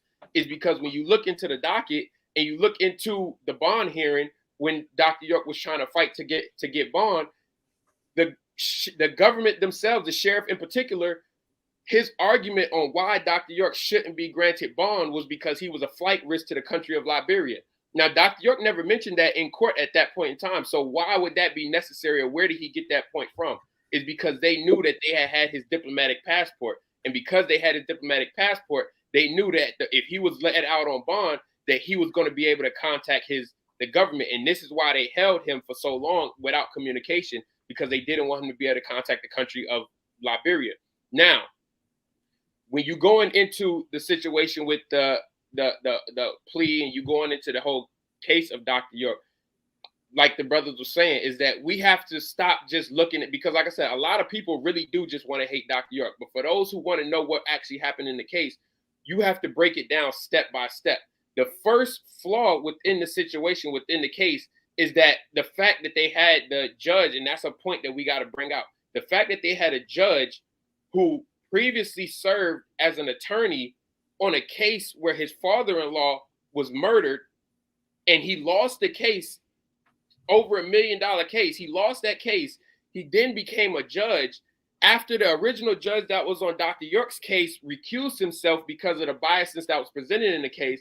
This now judge, who was an attorney at the time of Dr. York's father's death, took on the case of Dr. York and sentenced him to 135 years. Why do we find this important? Because another one of the questions is, what does Jacob York have to do with this? Well, we don't have to no longer tell you what Jacob York has to do with this, because if you go to the Discover ID documentary, Sheriff Howard Richard Seals himself states on record that he didn't have a case if Jacob didn't come to him. And wow, that Jacob was a person who brought the first, and this, you don't have to believe me, you can go check it out. Look up the Discover ID on Coates, and you look up the Nuwaubian Nation, and you'll see that Sheriff Howard Richard Seals himself said that I had no case until Jacob York brought this to me. Now, why is that important? Because you can find online where it has been said that Jacob had nothing to do with the case. You'll find that it's also said in the docket that Jacob York has nothing to do with the case. And anytime anybody tried to bring up this in particular individual, it's always been said that he has nothing to do with the case. He can't come into the trial. He can't be put up on the stand. Why is that said? Now, why is that important? Because you said that back then in May 8th, 2002. Yet, all the way in 2020, 2021, and 2020, you now have Sheriff Howard Richard Seals saying that he wouldn't have had a case if it wasn't for Jacob York. So shouldn't this be the primary person that's put up on the stand to ask questions? Because he's the one who brought the case to Howard Richard Seals himself. That's one of the examples of how you see it was a plot to set up Dr. York from the beginning, and they was using particular people who was inside of the nation, as it's always done with COINTELPRO. They use people inside of the nation who have gripes and dislikes and things of that nature, and they use those people to go against the individual that they're looking to take down. But you know, everybody got a dirty past, so you know those is gonna come back on. Brother, let me ask Brother Jabari. I remember at the beginning of the case, there was and I don't know, the brother just dropped off. I hope everything is good. At the beginning of the case, there was mention of Malik Zulu Shabazz that was represented. Did he ever? Okay, I think I caught most of your message. You're saying that did he ever represented Dr. York in this case? I think I lost you. I'm not hearing no sound from anybody. Did y'all see that? Yeah. What you were saying, Brother Taka, you were mentioning Malik Zulu Shabazz, attorney Malik Zulu Shabazz. That's wild, bro. That's wild there. Yeah. That is, and I'm gonna tell you, I'm not doing nothing. I'm just literally having this conversation. I'm literally having this conversation. I'm not touching anything. This I do this all the time when I'm hooping and hollering, I'm laughing and I'm rapping and I'm talking about these grifters that I never have these problems. I never have. We having a serious conversation right now, and we get a bunch of interruptions. But yeah, so it was. I remember in the beginning of the case, there was mentioned that Malik Zulu Shabazz was representing Dr. York, or that he would represent Dr. York. How true is that? Did he have anything to do with the representation of Dr. York? Well, Malik, Because I heard you mention that his first lawyer was, I think you said somebody else, Richardson or something like that. yeah, well, Malik and two other attorneys with Malik, associates of Malik, had represented Dr. York in a writ of habeas corpus that was put in on Dr. York's behalf by Malik and those attorneys. You spoke about represented. I would characterize it as being underrepresented. There were a lot of issues in this case that Malik and his attorney associate did not cover, such as when you come into a case and doing a writ of habeas corpus, that is your opportunity to show the court issues of bias and prejudice, procedural issues that you can use to show that the government did not prove his case beyond a reasonable doubt. Malik had never went as far as he could have. He could have went to the beginning. The beginning was to challenge the indictment, which he didn't do. Also, as far as the pre-trial, there was a lot of pre-trial issues in Dr. York's case that was tantamount to ineffectiveness, procedural issues, judicial bias that Malik didn't cover. What Malik did was he came in with all the attorneys. You had attorney Ed Garland, white attorney. You had attorney Jonathan Marks, white attorney. You had attorney Harry Charles, who's involved in this case, a black attorney. You had attorney Adrian Patrick in this case, another black attorney. You had attorney Ben Davis in this case, a black attorney. You had an attorney Cedric Davis in this case, another black attorney. Malik came in, and the only attorney that he could critique as being ineffective was a black attorney, when most of the ineffective assistance of counsels was done by white attorneys. And that's what I found very disturbing. Okay, so disturbing to the point where, for example, I'll give you some examples. There was one when attorney Adrian Patrick had taken over from this white attorney, Ed Garland, who seriously had failed to represent Dr. York zealously in this case. The judge in this case, C. Ashley Raw, which we're talking about, refused to give Dr. York's new attorney, his replacement attorney, a continuance in order to prepare for trial. On the other hand, this same judge was cited for giving white attorneys a continuance on demand to go, and for example, one attorney, Frank Rubino, was given a continuance in order to go to other court dealings that he had in Florida. So when you talk about a continuance, you're asking the court to give you more time to do what is legally necessary for your client. Attorney Patrick was deprived of getting a continuance to prepare for trial. On the other hand, because it was the first day of trial, Adrian Patrick was given 25 boxes of evidence and documents by the prior law firm, and that served as the basis for Adrian asking the court to give him a continuance to prepare for trial. The judge not only denied Adrian Patrick that right to zealously defend his client, he also denied the defendant's right to fire unwanted counsel by keeping a counsel that he had fired on his case. And then in the middle of the case, he tells the unwanted counsel, you can leave now. I already got you in to give the appearance that this new attorney needed you to help him in this case that you've been involved in for over 20 months. So Malik didn't seize on that on his writ of habeas corpus. He had over 10 issues. Most of the issues were thrown out by the court as without merit. The only issue he had before the court was an ineffective assistance of counsel issue that he had before the court, and he did not adequately argue in defense of his client in a zealous manner. He just focused on this black attorney who I felt did a better job in the trial on behalf of Dr. York than all his previous attorneys combined. All right, so Malik was not no asset. When he came up to Georgia, the first thing he did was to ask the black attorney to put his name on the appeal. What attorney would ask another attorney to put his name on the appeal when he had not done no work in the process of an appeal?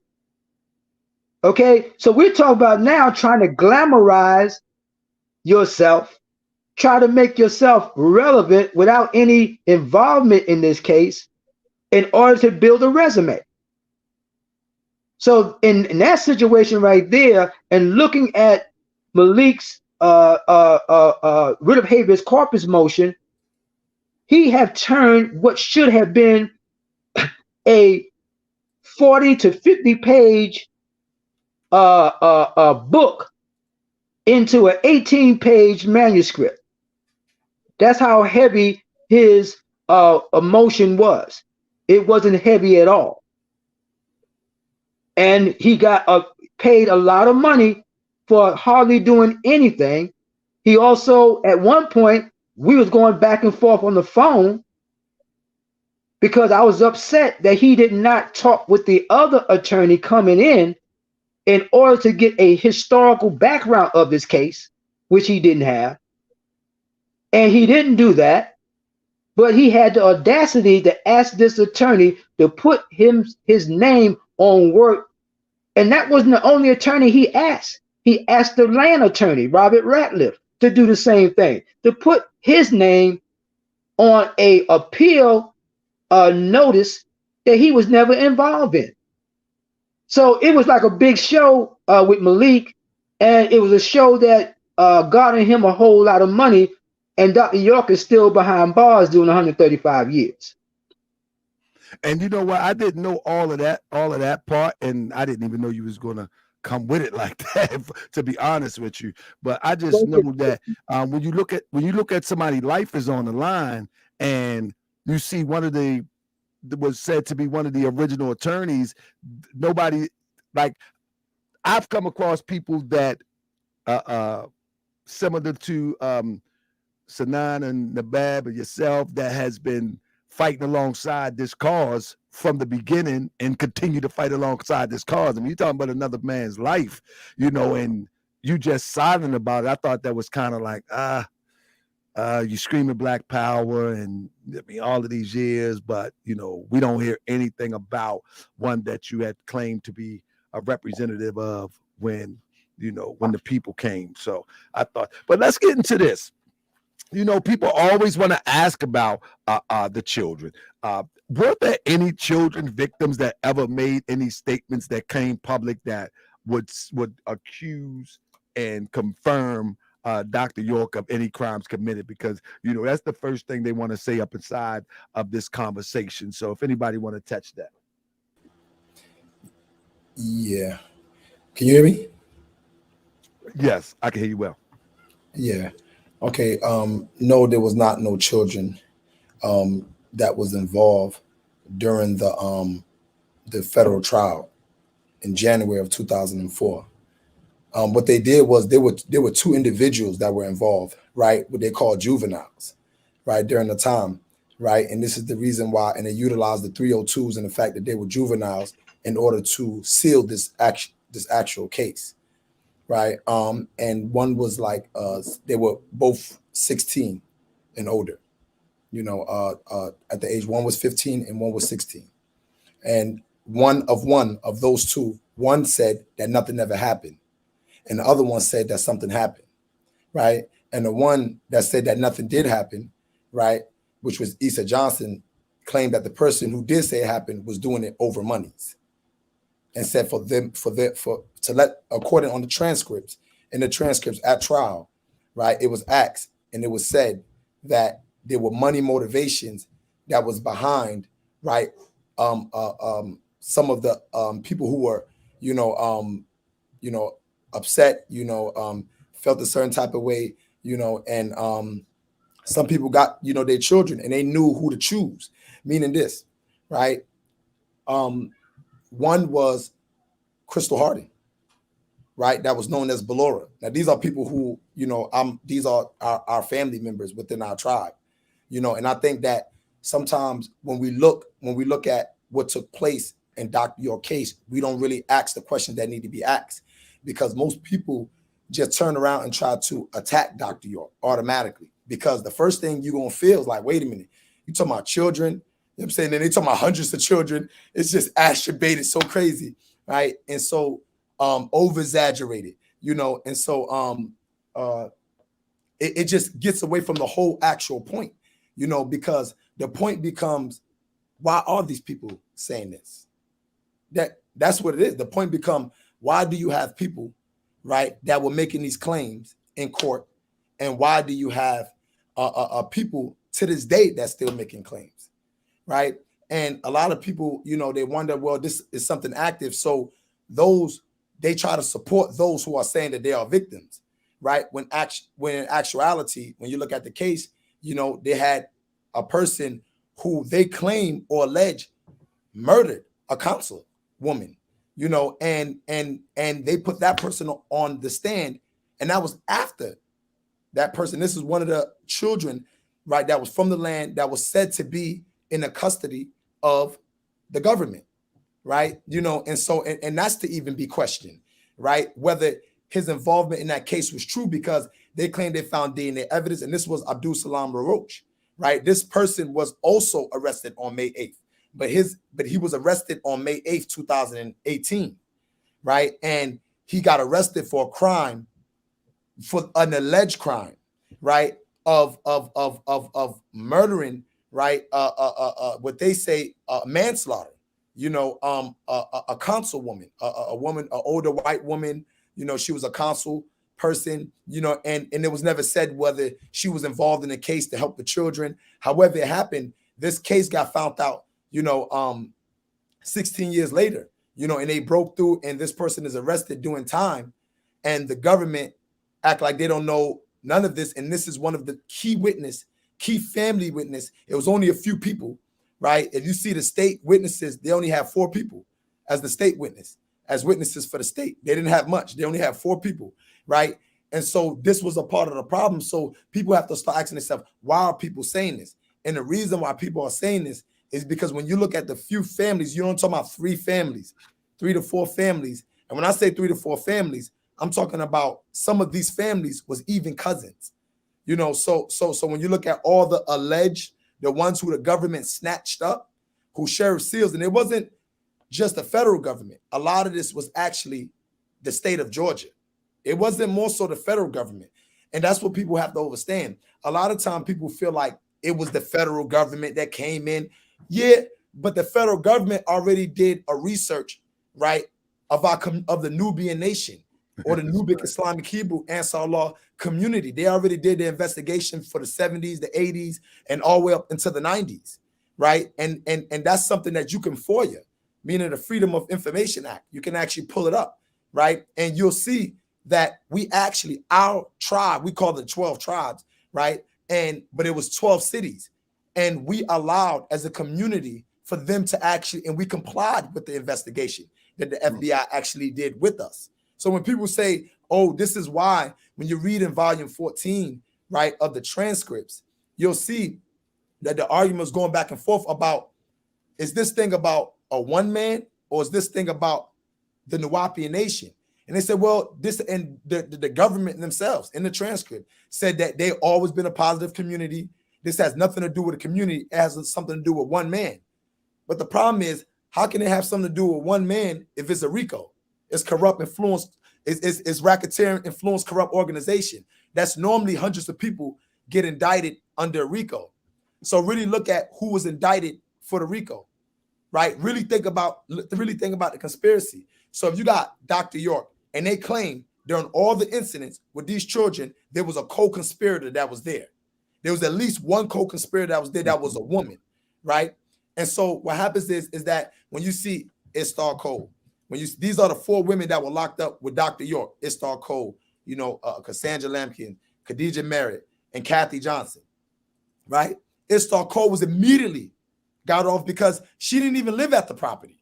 She just was there visiting the land, not really involved, right? And they just were snatching people up, snatching children, snatching people, separating families, doing all the shenanigans during May 8th, right? But that was really Putnam County because the federal government was looking like, okay, wait a minute. According to the sheriff, this might be a Waco. And how you know is because in May 8th, 1998, there was a newspaper article that was published about the same sheriff saying that he don't want to have to cause a Waco to happen. And lo and behold, 4 years later, right, a Waco-style raid, or as Jabari said, invasion, right, happened. Or what we say as Native American, genocide took place on our land. That was genocide because they forced us in displacement, and they forced us to disperse. So what happens is that when you have to really realize that Dr. York was a multilateral person, right? Which means that he was heavily into music, he was heavily into authoring books, he was heavily into real estate and building business structures up, right? So this is what they saw. This is why they try to charge about the RICO, because it's all about the money. The whole thing was about getting the money, snatching the land, and getting the money out of Dr. York. So this is, and how you know is because June of 2002, Hamza Muhammad, right, attempted to sue Dr. York for $1 billion.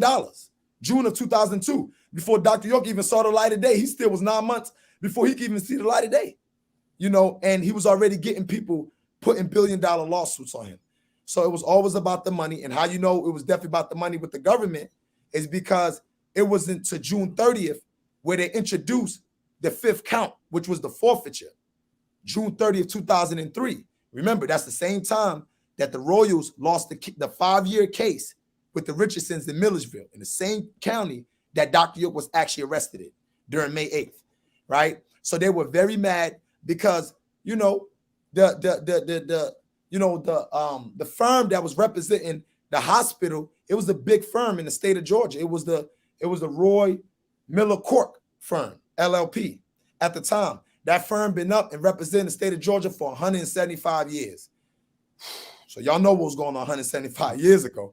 You know what I'm saying? So, they were UGA classics. So unfortunately, right, this was a big, good represented firm, and they represented all the middle district hospitals at the time.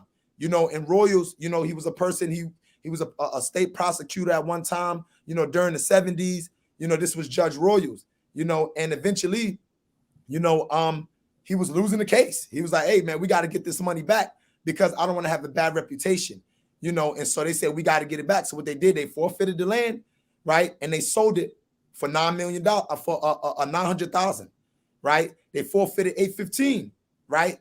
815 Broad Street, Athens, Georgia. and sold it for $1 million, right? They forfeited 155 Mansfield Court, right? And they sold it off. You know what I'm saying? You know, and that's worth $1 million. So all this was about monies, right? Because what they knew was that it wasn't just Dr. York. That's what they have to realize. They always talk about these children, but they'll never say that in our community, it was always the women that was watching the children. So how was it that Dr. York was doing something to the children? And a lot of times people say, oh, he separated the children from the men, from the women, from the children, from the this, from the that. You hear the black community say that a lot. I hear a lot of people talk about Dr. York was separating the children and the this and that. And what's all that about? That shows you he was trying to create something, right, to do something to the children. That's what they try to say.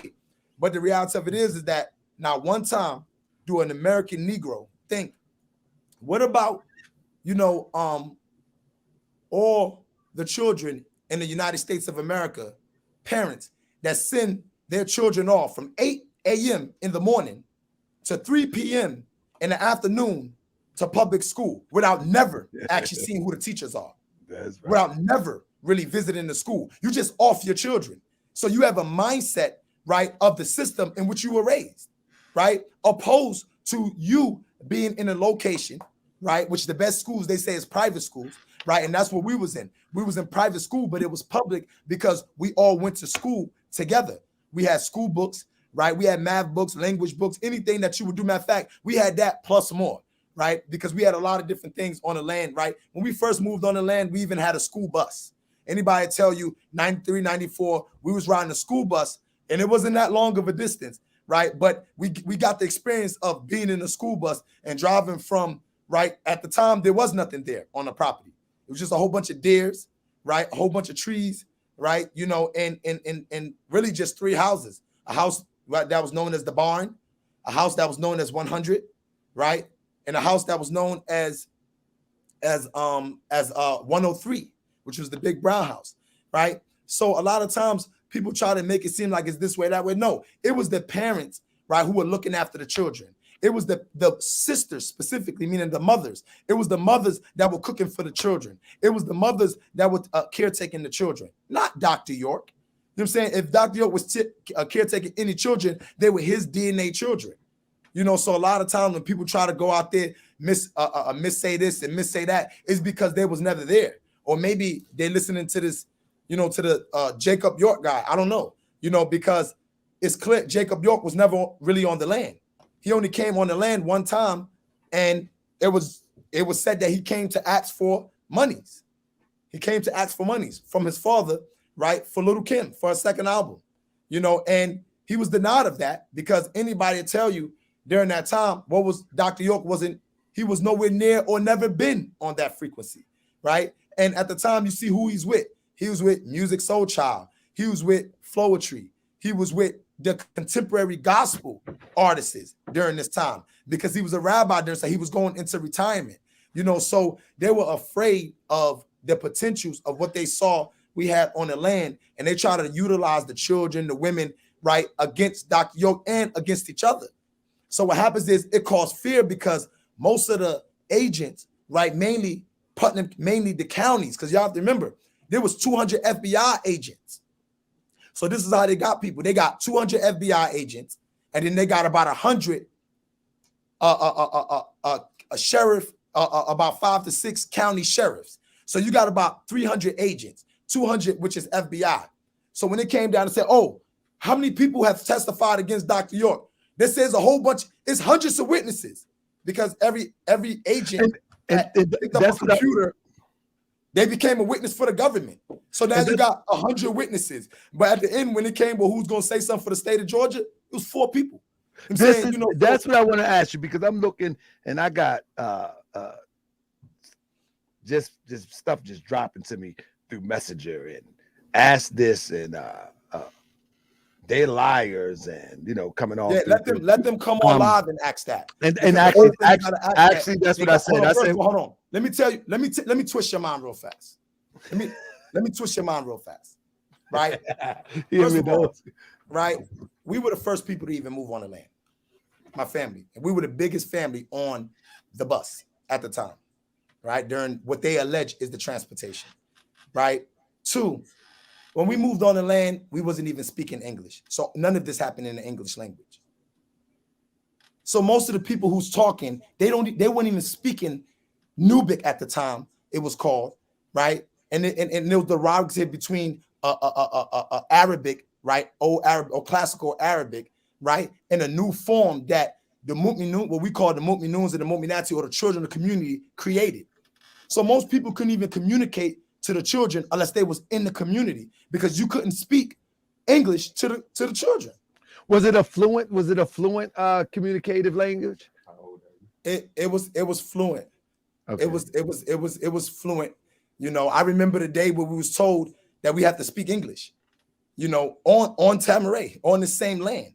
You know, so most people who saying that, they weren't even on the land.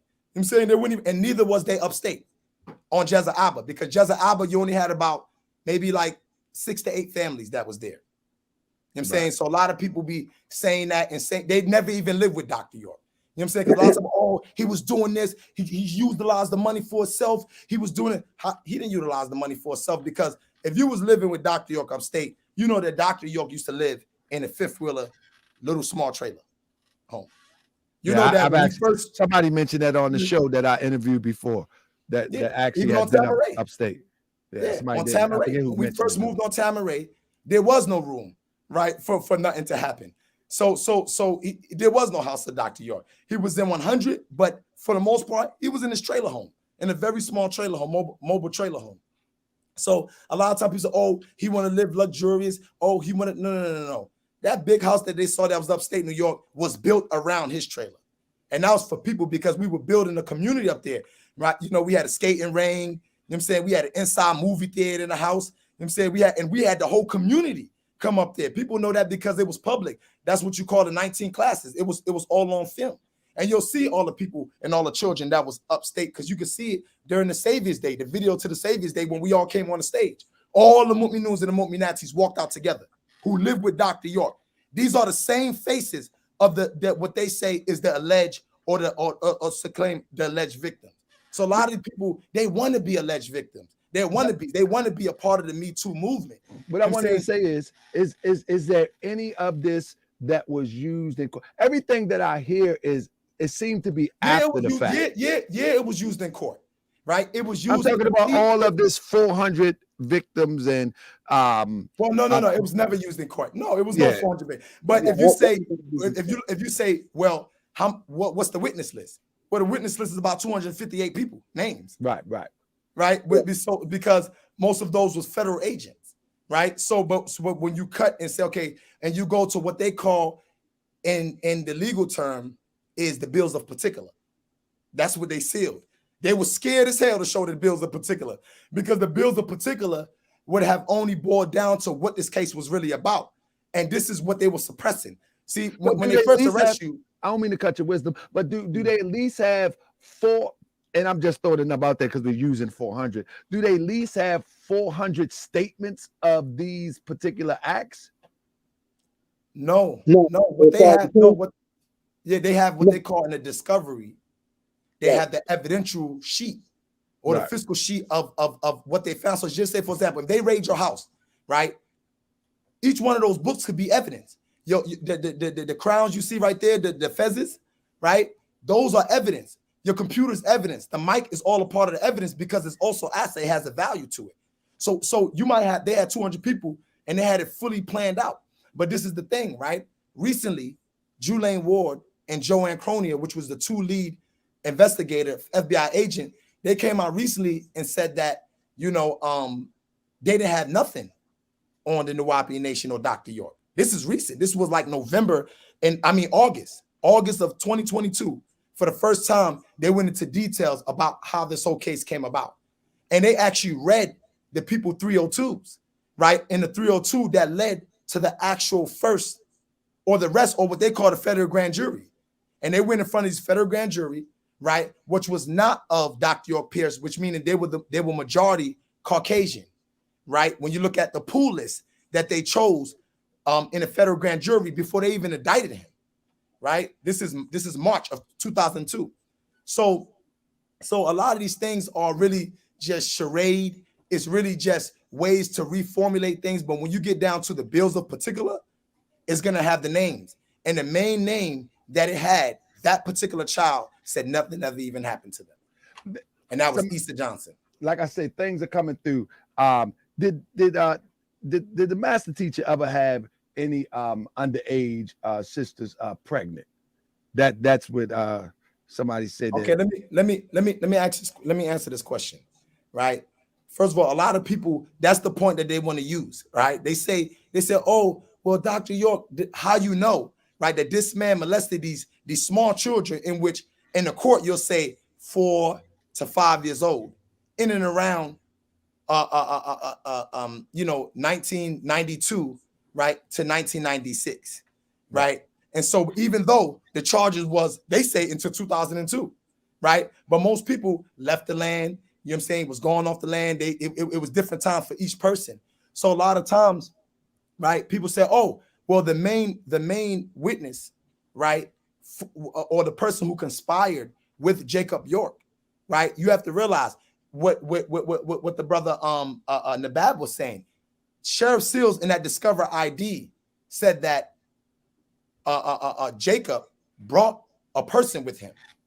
That person that Jacob brought with him, right, was the same person who was just in South Beach, Florida with Jacob. The same very person. Her and Jacob, according to the evidence sheet, right, that you see all on the internet, they went on May 31st, 2001, a year before Dr. York was locked up. They went and they got interviewed together on the same day. So it ain't just what he said on the Discover ID. According to the evidence sheet in the state case, right, which I think is CR 229, right? You can look it up, that docket. You'll see that in the actual transcript. You know, so a lot of it, and that person is Habiba Washington. And this is the same person who recanted. And she was pregnant at the age of 17. And she was pregnant at the age of 17. And right? I didn't want to mention her name because I didn't know if it was true or not, but that was the screenshot. No, but they mentioned her name on Julaine Ward and them mentioned her name and then read out of her 302. Okay. Actually on YouTube. The videos, we'll try to drop the link. Isn't Habiba the one that said one thing 1 minute and then yes, that was one of, well, it wasn't that, that was one of Dr. York wives, right? Who was, upset. You know, she had been his wife for many years. She was very instrumental in, the finance. That she was the one who was dealing with all the finance. So what the government did was, when they couldn't find that in the state case, because remember, they released the children under Judge Spivey. Judge Spivey released the children and said nothing happened to these children. That's something that never comes out, that they try to hide, the Judge Spivey ruling. Because a lot of these people who was in the Middle District of Georgia, right, these judges, we was in battle with them for the last 5 to 7 years prior to this. So they was all, getting together, them saying, and conspiring, even before it even happened. So one of the things that you'll see is that the person who came a week before Jacob York and Habiba Washington was Nicole Harding. And this is the same person, right, who was on the case with what they say Dwight York, right, and Sheriff Seals, the same arresting sheriff for years, right? It's called CV99 in the Superior Court of Putnam County. So the same very person, right, got into some, bad situations. She got into a car accident, where somebody, got hurt, got killed. And the reality of it is that they utilize these things against our family members. When you look at each situation, they utilize fraud. Some of these people were doing fraud. Some of these people were doing, they was the actual molester. So this is one thing you'll find out in the transcripts, is that when everybody who's saying that something happened, the few who were, they were molesters themselves. Nicole, one of the stories this is the person who's 27. The main person that's running around on the internet was 27 years old when she was molesting people 12, 13 years old. Yeah, and there was a story on my show that allegedly York, Jacob York, was actually doing a lot of the molesting allegedly in the community or around the community or associate or people associated with the community. But I'm not from his age group. I want to make this clear, right? I'm not from somebody mentioned it on my show. I can't remember who mentioned it, but they actually mentioned it and they actually was naming names. I was like, whoa. Yeah, I'm 36. So I'm his age group is much older. They the older people, right? But Jacob wasn't there during nothing on 404 Shady Dale Road when he was doing that nasty stuff because he got kicked out of the community. Was that like that? That is the reason why he was removed out of the community. That was the answer. That was in Brooklyn, and it was in the boys' quarter, and he was caught, and he thought because he was, you know, one of Dr. York's stepsons, right? That he's not Dr. York DNA son. I mean, you could look at him and see that, right? You know, he's not Dr. York DNA son. Man, that's what it's been. Hell no, he's not his DNA son. No, that's what's been sold though. That's been sold to the public for the longest, bro. Yeah, because Dr. York had many sons. When he came on my show, I never forget when he came on my show. He hit the link because I like to give people platform. You know what I'm saying? I like to hear both sides of the story. So I give the platform, and I tell people straight up, you know, they accuse Prophet Noble Drew Ali. They set Prophet Noble Drew Ali up to be taken down for molestation, but it didn't work. It just didn't work. He never was charged. It didn't go that way. You know what I'm saying? So he actually was murdered. And that's usually the next step when they can't get you into their prisons forever. The next step is just to take you out. And that's what happened to Prophet Noble Drew Ali, you know, and I've been earnestly working towards uncovering that research, you know, so people can know what really happened so it won't happen again, because it happened with Prophet Noble Drew Ali. But with that being said, when the brother came on the show, I remember Sinetta called me and said, and we're not even that cool, but he called me and said, that's Dr. York's son. And you hung up on Dr. York's son. But he was so disrespectful. And I've never seen a person that angry.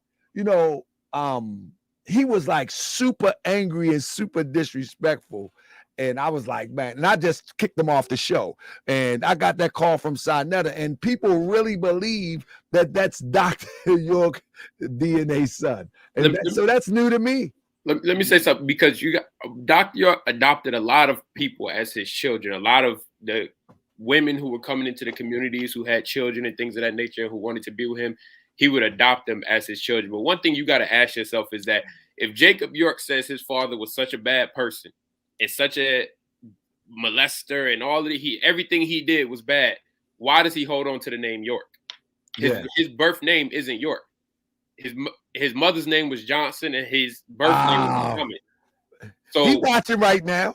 He watched my show. He watching in the shadows. Trust me on that one. He watching in the shadows. So the question is always, why is he holding on to this name York? And this goes into why he had such a vendetta against his father, or his stepfather, because Jacob's mother passed away, and she passed away of a brain aneurysm.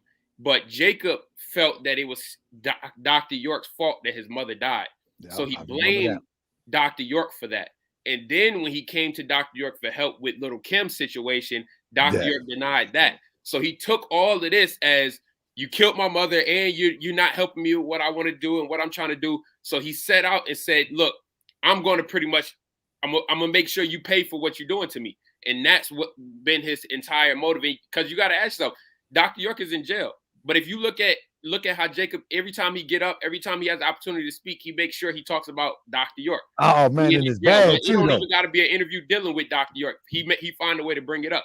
Why is he on such a rampage to bring up Dr. York if he's already sentenced to 135? But that's what we got to real is a lot of these people had motives. Even when you get into Nicole and her situation, her mother was committing check fraud, and that's how she came into the community.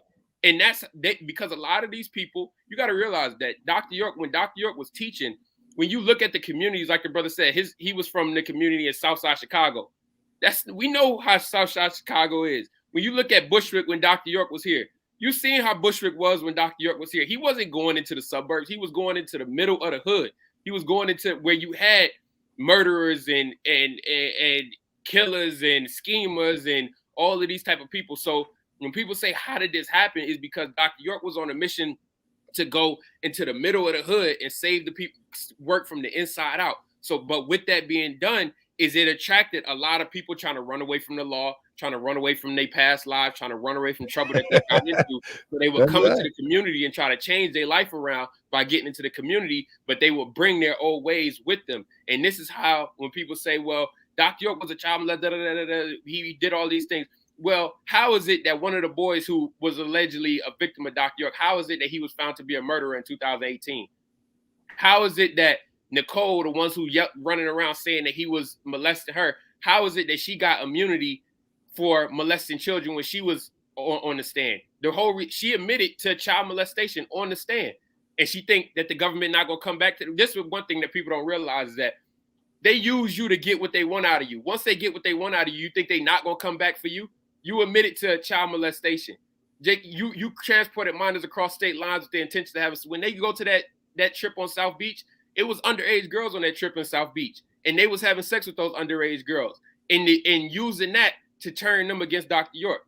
You think that's RICO right there, because it was multiple of them doing it. So when you look at this situation, a lot of people had motives, and that's what the government used, is that they use the motives that they had, because like the brother was saying, is that when you get down to it, it really wasn't a lot of people. When you look at all of these people that they're calling victims, most of them are related or have ties together. You're really looking at a small group of people, and they just run around. And when you look at Tariq and you look at Nicole, they really the forefront of the situation. But when you look through Tariq's statement, Tariq claimed that Issa Johnson was there with him every time he got molested. But when you go and look at Issa Johnson's statement, Issa Johnson said nothing ever happened to him. And this is when he's being cross-examined and on trial in court by the attorney. He says that nothing ever happened to me. And he was used as one of the key witnesses against Dr. York. And then what they'll say, oh, well, he was forced to say nothing happened to him. Well, that's not true, because in that same transcript, you'll also find that Issa Johnson was one of the children who was taken off the land and held in de facto custody until he came to testify on trial against Dr. York. So at what point would anybody had the opportunity to get in contact with Issa and threaten him to testify on Dr. York's behalf if he was held in de facto custody the entire time? I got a question, bro, because that's you see, like y'all did y'all homework. Matter of fact, I'm pretty sure you did your homework, because what I'm hearing. Every time this conversation comes up, and I'm looking through the chat, they keep bringing up the guy Chuck Morgan. Will there be ever anybody to confront this Chuck Morgan guy? I'm talking about information for information. I mean, I don't listen to him because bring him on. Sometimes he's disrespectful. You know what I mean? And I don't really. If he could be respectful, I'll set it up at a later date. You know what I mean? If anybody wanted to have a conversation, because I don't like the. Like when you're trying to prove something wrong, when you're trying to prove something, it's okay to be passionate, but it's not okay to be disrespectful. It's just not okay. You know what I'm saying? And I'm really not with that. But every time this comes up, his name comes up, you know. And I mean, you know, if he wanted to be respectful, you know, and he's a, you know, yeah, he can only do it on this show if he's respectful. He's not going to be cussing. He's not going to be slandering. And he's saying, look, he can prove the truth through the transcripts, because we always know he say he got the transcripts, this and that. Then yeah, you know, let the challenge stand. You know, put him in the hot seat. If he's willing to do it, yeah, we'll do it. You know, we'll definitely do it. You know, if anybody know Chuck, let Chuck know that only way it's going to be done. He's not going to be come up here talking about you know, using vulgar terms. He's going to have to come up here like a scholar, like an intelligent brother, and he's going to have to talk with some intelligence. That's the only way that conversation will happen, because every time I do a show on Dr. York, everybody keep talking about Chuck. Everybody talk about Chuck, but I never invited Chuck to the platform. And Chuck, the reason why I've never invited, because I've seen your videos, bro, and you just sometimes you over the top, bro. You just over the top. Let me say this real quick. Angry, but over the top ain't cool. Let me say this real quick. Ask Chuck this: how old was that young girl that he got with when he left the community with her? Chuck. A lot of people don't ask him about his mate that he was in the community with, and how old or how young was she. But that's beside the point. The main thing is, like you said, people got to realize we've been we've been out here talking about Dr. York is the man from planet Risk, born in the 8th planet from the 19th galaxy, and we've been answering questions on that since for the past Right. 30 years, 40 years, 50 years. You think we can't answer questions on the case? Just Right. because we haven't answered it isn't because the thing about us is that we're not going to get up here and act ignorant like how everybody does. Because a lot of people, we know that a lot of people are doing it for attention. A lot of people are doing it for views. A lot of people are doing it for clout, which, you know, if that's what you're doing it for, then that's what you're doing it for. But we're not going to put ourselves in this position where, because look at this. When you look on Clubhouse, like you said, there's a rise in everybody talking about Dr. York. Dr. York this, Dr. York that. Why are they doing that? Because they see how many views or they see how many people come into the room when they bring up Dr. York. When you look at the conscious community, when you look at some of the most prominent people in the conscious community, is you deal with Polite. Where did Polite get his information from? Dr. York. You dealing with a bunch of people who really got their information. Dr. York kind of was a kickstart of that whole conscious community movement situation. And so when you mention the name Dr. York, it gets people riled up. It gets people because people like confrontation. People like, you know, the back and forth. So we know that. So, but nobody wants to be the angel's advocate, though. What I mean, the angel, nobody wants to be the angel's advocate. Nobody wants to say, okay, let's hear it in real chronological terms, real intelligent terms. Everybody wants to get emotional, and they put the children, they use these emotional heartstrings to be tugged on, and we never really get to the true information. Like, what did the transcript say? How many people said this? How many people recanted? What did the judge actually use? And we never get to that because we always into that muck that really wasn't even used in the trial. Because people don't care about what really happened in the transcripts. People don't care about that. People want, and when I say people, you do have genuine people that are in the crowd that actually want to know what happened with Dr. York and how that whole situation went down. But a lot of people who are controlling these situations, a lot of them are doing it for attention. They're doing it for clout. They're doing it to get, you know, paid off of the YouTube views or whatever they're doing it for, which, like I said, it's no knock on our back on your back for that. That's fine with us. But at the same time, like I said, we've been answering questions on some of the craziest stuff we stand up and say some of the stuff, you know, people still asking us questions about some of the stuff that we teach in some of our information in some of our books. And we could go there too. We could go with people want to talk about the pickle man. We hear Chuck Morgan talking about the pickle man, this and the pickle man. That's goofy, man. We know that. You think we not hearing that and we don't got to answer for that? But then you got to ask yourself is why can't you go to the Mayan pyramids in Mexico and they talk about a person who came out the water named Quetzalcoatl who has scales and wings. And so, but certain people, they don't want to get into the facts of that situation. They want to continuously deal with the propaganda of Dr. York's this bad person and he did this and he did that and he did this. And if he's such a bad person, why are you still talking about him 20 years later? He was sentenced to 135 years. He's in prison under the ground. What are you so concerned with Dr. York for, Chuck Morgan? All of these years later, you wasn't affected by him, and you can't claim that you were an advocate for child molestation because Nicole claims that she was a child molester. Why aren't you addressing her? You had this just the other day. They talked about some children, some people who was, I forget what state it was, but a man and woman who was woman was a teacher and the man was a police officer, and they was molesting the children in school and using the man's semen and putting it in the pies and giving it to the children. Chuck Morgan, where you at on that? If you such an advocate for children, where you at talking? Why you not bringing that up? Why you had Jacob York's brother claiming that he was molested by Jacob York? Why you not looking into that and figuring out whether it's really true or not and addressing that? Because it doesn't fit the propaganda. These people have a certain agenda that they want to promote. And if it doesn't fit that agenda of tearing down Dr. York, they don't really care about it because they really don't have a purpose to do good for the people. Because when you look at it, it's okay, you want to tear down Dr. York, but what's the replacement? You want to tear him down. He gave us the land, he gave us the language, he gave us the culture, he gave us his teaching, his information. Whether you agree with it or not, replace it. You can tear it down if you want to, but replace it with something. But a lot of them don't want to replace it. They just want to make sure that doesn't exist anymore. And as long as that doesn't exist, then we can all go about our life and we can be fine. So that's what you're really looking at. But when you get into this situation, like I said, when you get into the meat of the situation, you get into the documentation, when you get into the transcripts, when you really get into it, you'll see that it was a setup from the very beginning. The whole situation was set up by people who people in the community, in the county, didn't want Dr. York in there because, okay, look at it like this. When you look at the Ahmad Arbery case, the Ahmad Arbery case happened right in Brunswick, Georgia, with the former police officers who shot him down. And when you look at when they went to court, the first judge who was supposed to try them, he said, I got to recuse myself because I know these people. I'm friends with them.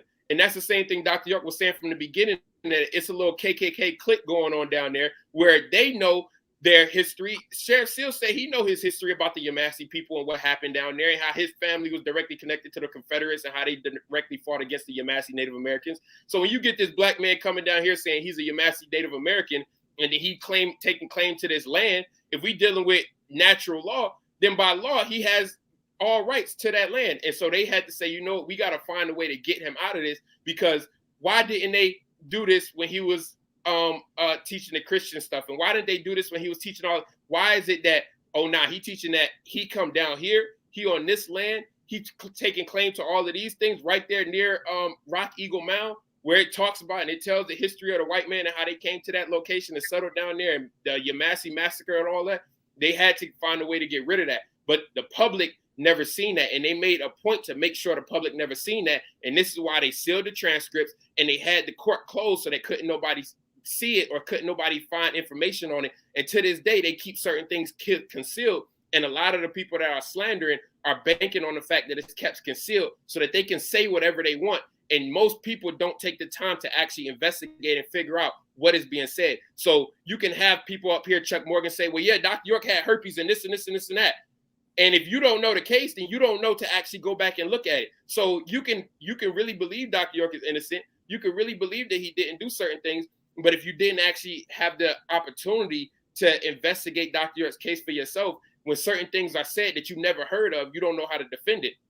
So it takes, and that's why I think this conversation is important, because we have never, I don't think that the intelligent position of the conversation has been presented. Social media has turned into nothing but sensationalism. So if you say Dr. York got herpes and he gave children herpes, and everybody like, wow, that's 1,000 views as soon as you turn on the screen. They'll put it in there. That's off the top, you know. But when you say let's have an intelligent conversation and let's see what it actually says, let's see what was actually the lines that were crossed, and let's see what was written to bring this conviction about. Then everybody want to go to the drama again. Can you hear me, brother? You know, you. Can Oh, you hear me? Yeah, brother Jabari. Yeah. Yes, brother. Well, let me get in on this because he spoke about something that I really want to go over. I want to go over the plea, and I also want to go over as far as the herpes that Dr. York allegedly had. Let's deal with the plea first. Yes, Dr. York had made two pleas. One in the federal court on January 23rd, 2003, and one in state court, all right, on January 24th, 2003. People, you know, let's take the Central Park, okay, a jogger situation. When all them young boys had pled guilty, find out later they was not guilty, and they wind up winning a landmark lawsuit. There has been other cases where people had claimed that they were guilty, went through a plea bargain, and later on they decided to fight the case and they prevailed. So it's no mystery as far as a person pleading guilty, especially 2 times. The issue that I would want everybody to really focus on, that if you're going to believe that Dr. York was guilty because he pled guilty, then you also have to believe that Dr. York was innocent because he withdrew his guilty plea. Yeah, you can't have it both ways. Both ways. All right. Either you're going to, if all you're focusing on the fact that he pled guilty and you're not focusing on why did he plead innocent, because no way that you can imagine anybody who was facing 20 years after he pled guilty would opt to withdraw the 20 years in order to go forward in a 135-year conviction. You have to say that at some point, Dr. York was reclaiming his innocence. And because of that, he decided that he was going to stand up and face 135 years. When you do a plea, you're not involved in the plea process. That's a process between your attorney and the government. Dr. York had already indicated that he was under arrest. Matter of fact, he even said that he didn't even know he was involved in a plea. That's what he said. That was his state of mind. I can't come back and tell you that that wasn't his state of mind, because only Dr. York knew what he had in his mind at that point. Now, let me explain what happened to those pleas. We all know that Dr. York had withdrawn his plea around October of 2003. In the federal case, he went to trial, he got convicted. The other side of this coin is what happened to his second plea in the state venue, in state court. Let me share with you what happened. To this very day, that plea is in suspended animation. It is in pending status ever since 2004. Why? The reason why that happened is because the court had dead docketed Dr. York's case.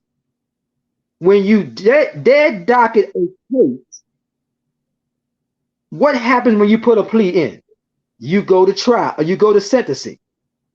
To this very day, Dr. York have never been sentenced by the state court because the case is dead docket. That means that the plea that he put in is dead docket. And when your case, what I mean by dead docket is your case is taken off the calendar and is put into a dead docket. The only two people that can take a dead docket case and put it back on the calendar is the judge and the defendant. Now, why did they dead docket the case? The reason why I believe that this case the state dead docket Dr. York's case was because they were rest assured that Dr. York is going to be spending 135 years under federal custody. Remember, Dr. York right now can put his case back on the calendar and tell the prosecutor, either you're going to dismiss this case or we're going to trial. After so many years, Dr. York was facing 197 counts. After so many years, the evidence is considered stale. The witness is released on a dead docket, as well as the surety is also released on a dead docket. There's no way in the world that the state would want to go to a trial after all of these years. So what happened here is that if Dr. York decided to go to trial, it's going to be the biggest event in the state of Georgia for the news media, for Dr. York's people, as well as for Dr. York. All right. And I believe at some point he's going to do that. All right. Because how you start is how you finish. If you withdrew your plea, in the feds, 9 out of 10, you're going to also withdraw it in the state. So that because the judgment is not on the sentence or the plea, the judgment is on the sentence. As long as Dr. York have not been sentenced, he can always withdraw his plea in the state to this very day. So that plea right now, that plea that he did in the state, it's not going nowhere. It's going to be considered as a proper plea because there have never been a proper sentence or any sentence in the state court for many years. Brother Jabari, I got a brother. I don't know if y'all familiar with Unc from the Ahmad Roswell. He just texted me. He said, can he have the link? I don't know which side of the coin that he falls on, but I do know he will be respectful. Because I kick him right off the platform. Would you mind if he come in and ask a question or two for the we take a question session. Yeah, we But and I'm gonna tell you right now, yeah, we want anybody who want to answer questions. and Any victims, any alleged victims. We want but we're gonna do this again. I think we need Yeah. to do this again. I think we need to bring Uma York on one time, and I think that'll be a good conversation. One thing I wanted to mention too. Can I say this, brother, before you do that? I wanted to mention about the, okay, but that's very important, and a lot of people don't know. All right, the resolution of that issue in court. I did a 25-page, okay, I did a 25-page research on the herpes situation. Let me tell you what happened to that. Around July of 2002, the government had put in a motion to the court to have Dr. York tested for herpes simplex 1 and herpes simplex 2. That's what I'm talking about, brother. Go ahead, brother. On August the 15, 2002, Stanford University, who had done the testing, had came back and stated that Dr. York tested positive for herpes 2 and negative for herpes 1. Right. A year after that, the probation office did a PSI investigation, followed by a PSI report. In the PSI report, the probation officer claimed that Dr. York had given 7 people herpes 1. What is wrong with that? That was not what Stanford University said a year earlier. Stanford University said that Dr. York tested negative for herpes 1 and positive for herpes 2. The question is, how could Dr. York give 7 people something that he'd never had? That's number one. And see, that's the type of research that changes the game, when we can have that intelligent research, just not talk, where you're able to show Stanford, you're able to show the probation officer and say, now you make sense out of this. Other than that, no, not you. I'm just saying, a lot of the arguments that you hear on the internet, they never have a comparison to even make good arguments. So, I mean, if you produce that paperwork, then now, the opposition will have to remix and come again. They're gonna have to remix, but they can't remix based on the facts of the case. And you can't reverse what's on the record. Right. And this is one thing they fear.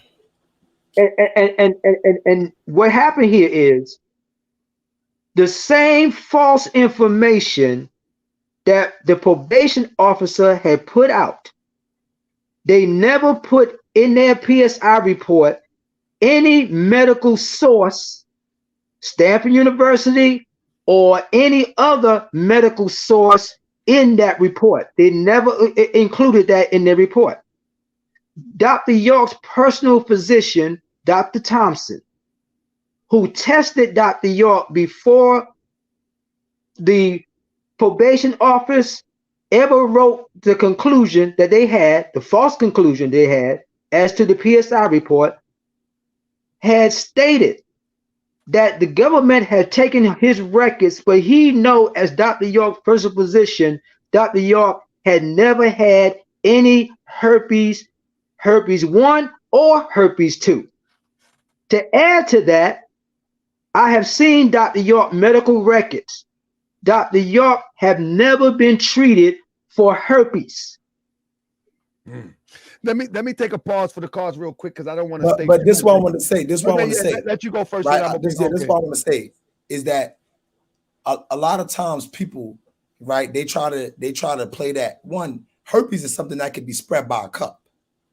Understand that, right? That's the nature of that particular virus, right, or disease, right? 2, right? The part that scares them the most, right? These nasty ass people, right?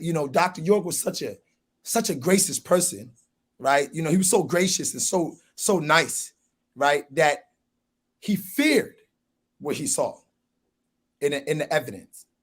He literally feared what he saw, meaning this. When they came back with the Stanford University, right, and they came back to evidence, they said, oh, it went from that into the plea agreement, directly into the plea agreement. So people said, oh, it was the evidence that they came back in order to get Dr. York. No, it wasn't that.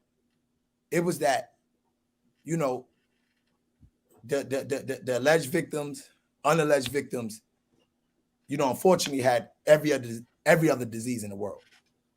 I mean, it was so crazy that y'all have to take consideration that this is still Dr. York's family. This is still people who he raised in the community.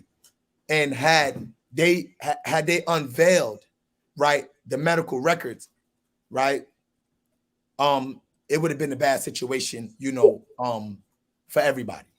All right, well, here's the game changer right here. This is the game changer. After Stanford University had released his report, after probation officer had released their report with false information, Dr. York at trial, the government has stipulated with Dr. York's attorneys to remove the herpes STD evidence from the trial. That's in the transcript. Okay. If Dr. York had herpes, why would the government be anxious to remove inculpatory evidence from the trial? That's what they did. Now, his attorney has stipulated to remove the evidence, STD evidence. You know why? Because at the trial, they found that the government had did a DNA test on Dr. York for over 6, and they had it in their possession for 6 months. They had released the DNA evidence to Dr. York's attorney on December 1st. They found out that the DNA evidence was inconclusive. What does that mean? Herpes is an incurable disease. Okay? It's an incurable disease. The only way you can connect herpes from one individual to another, it has to be through a DNA test. The DNA test was never presented at trial as, oh yes sir, brother. I hate for you to, you know, be in a disagreement with something is factual, it's a court document, it's in the transcript. And I would love for you to see it if you care, if you would like to see it. But that's the reality of what the testing as well as what the government did. What the government really did was they actually hid exculpatory evidence that Dr. York could have used in his favor. All right, once it went to the jury. Let me get Brother Oak in real quick. Oak, I know you can get past it, all that. What were you ever a part of the NUWAP organization at one time? I heard you were, but I never heard you say it. Yeah, I spent 5 years. Okay, yeah, but brother, let's just keep what I'm trying to do here.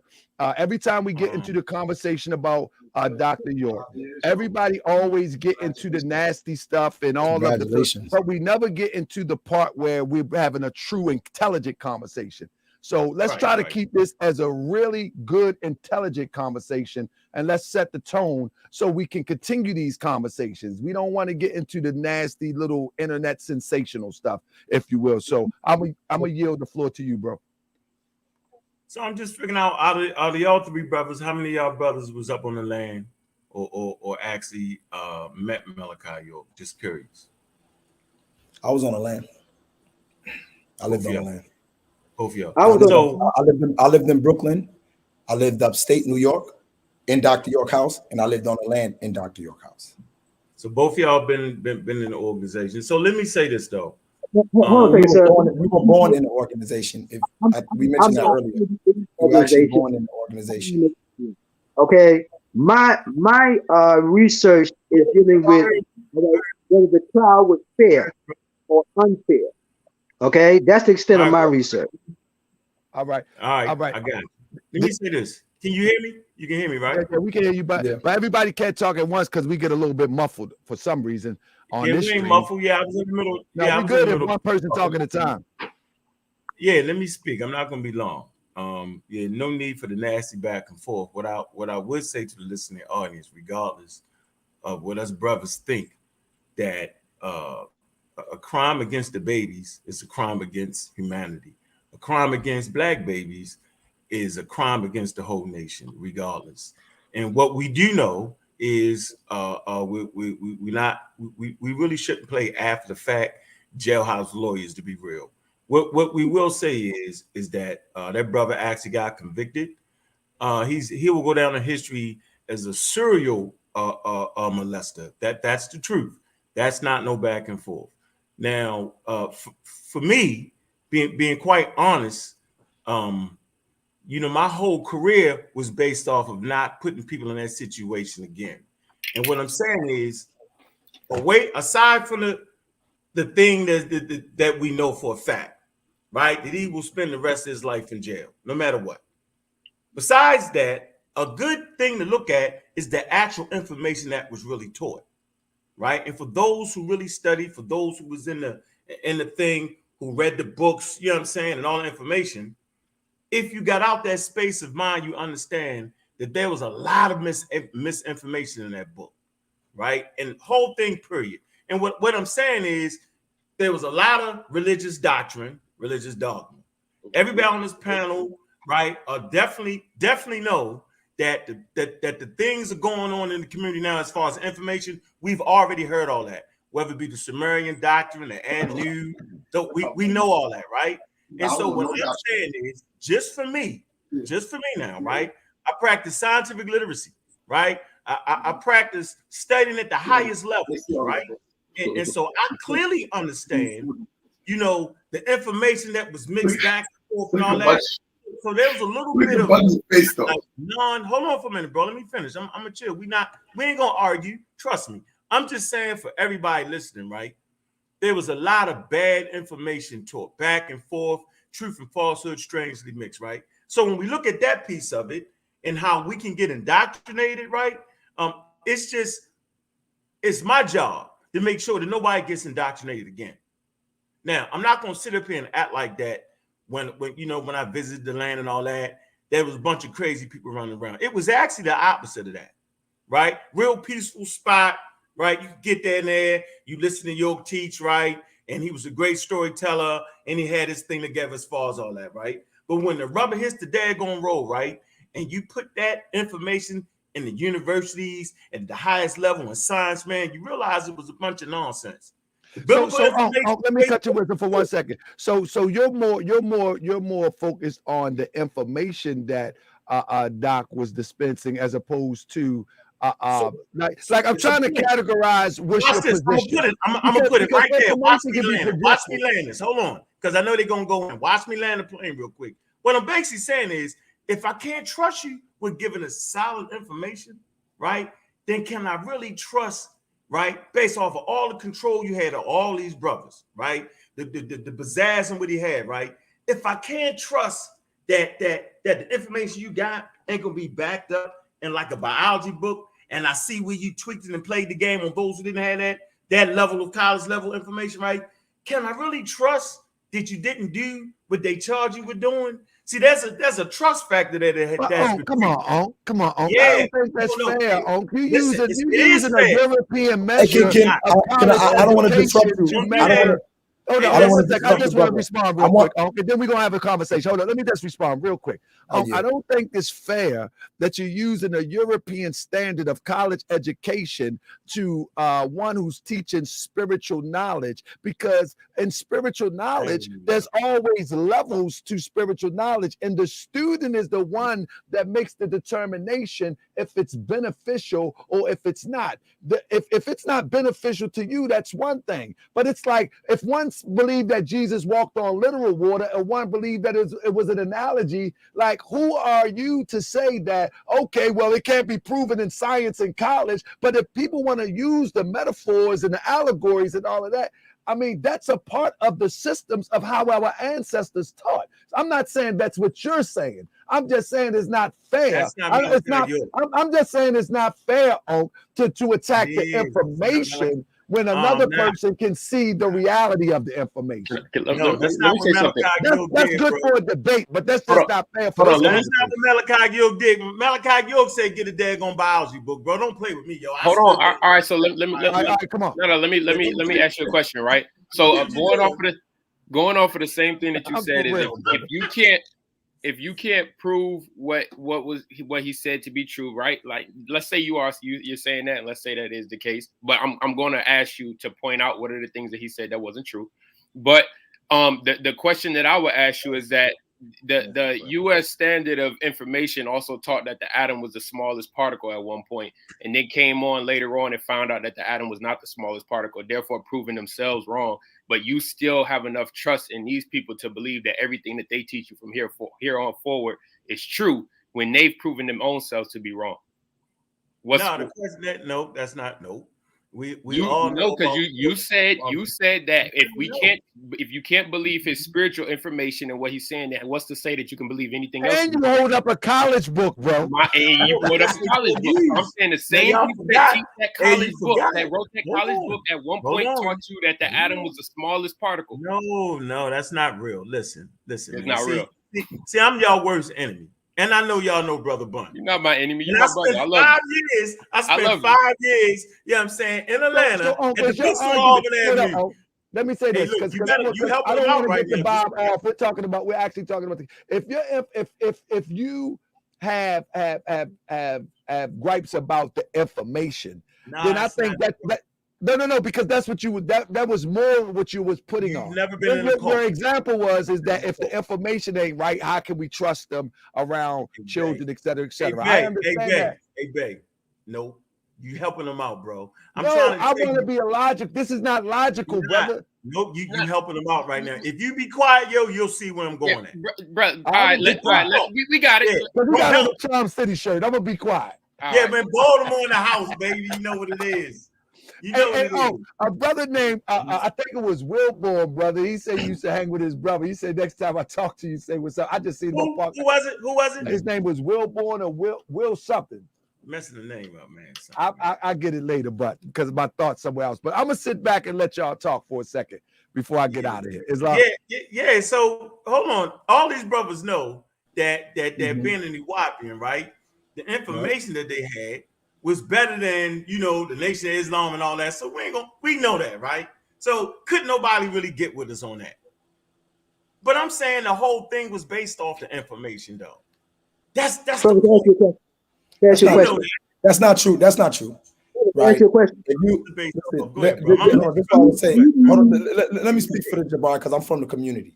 Right. Yeah, that's not true. And when did you join the community? What year did you join the community? 2000, bro.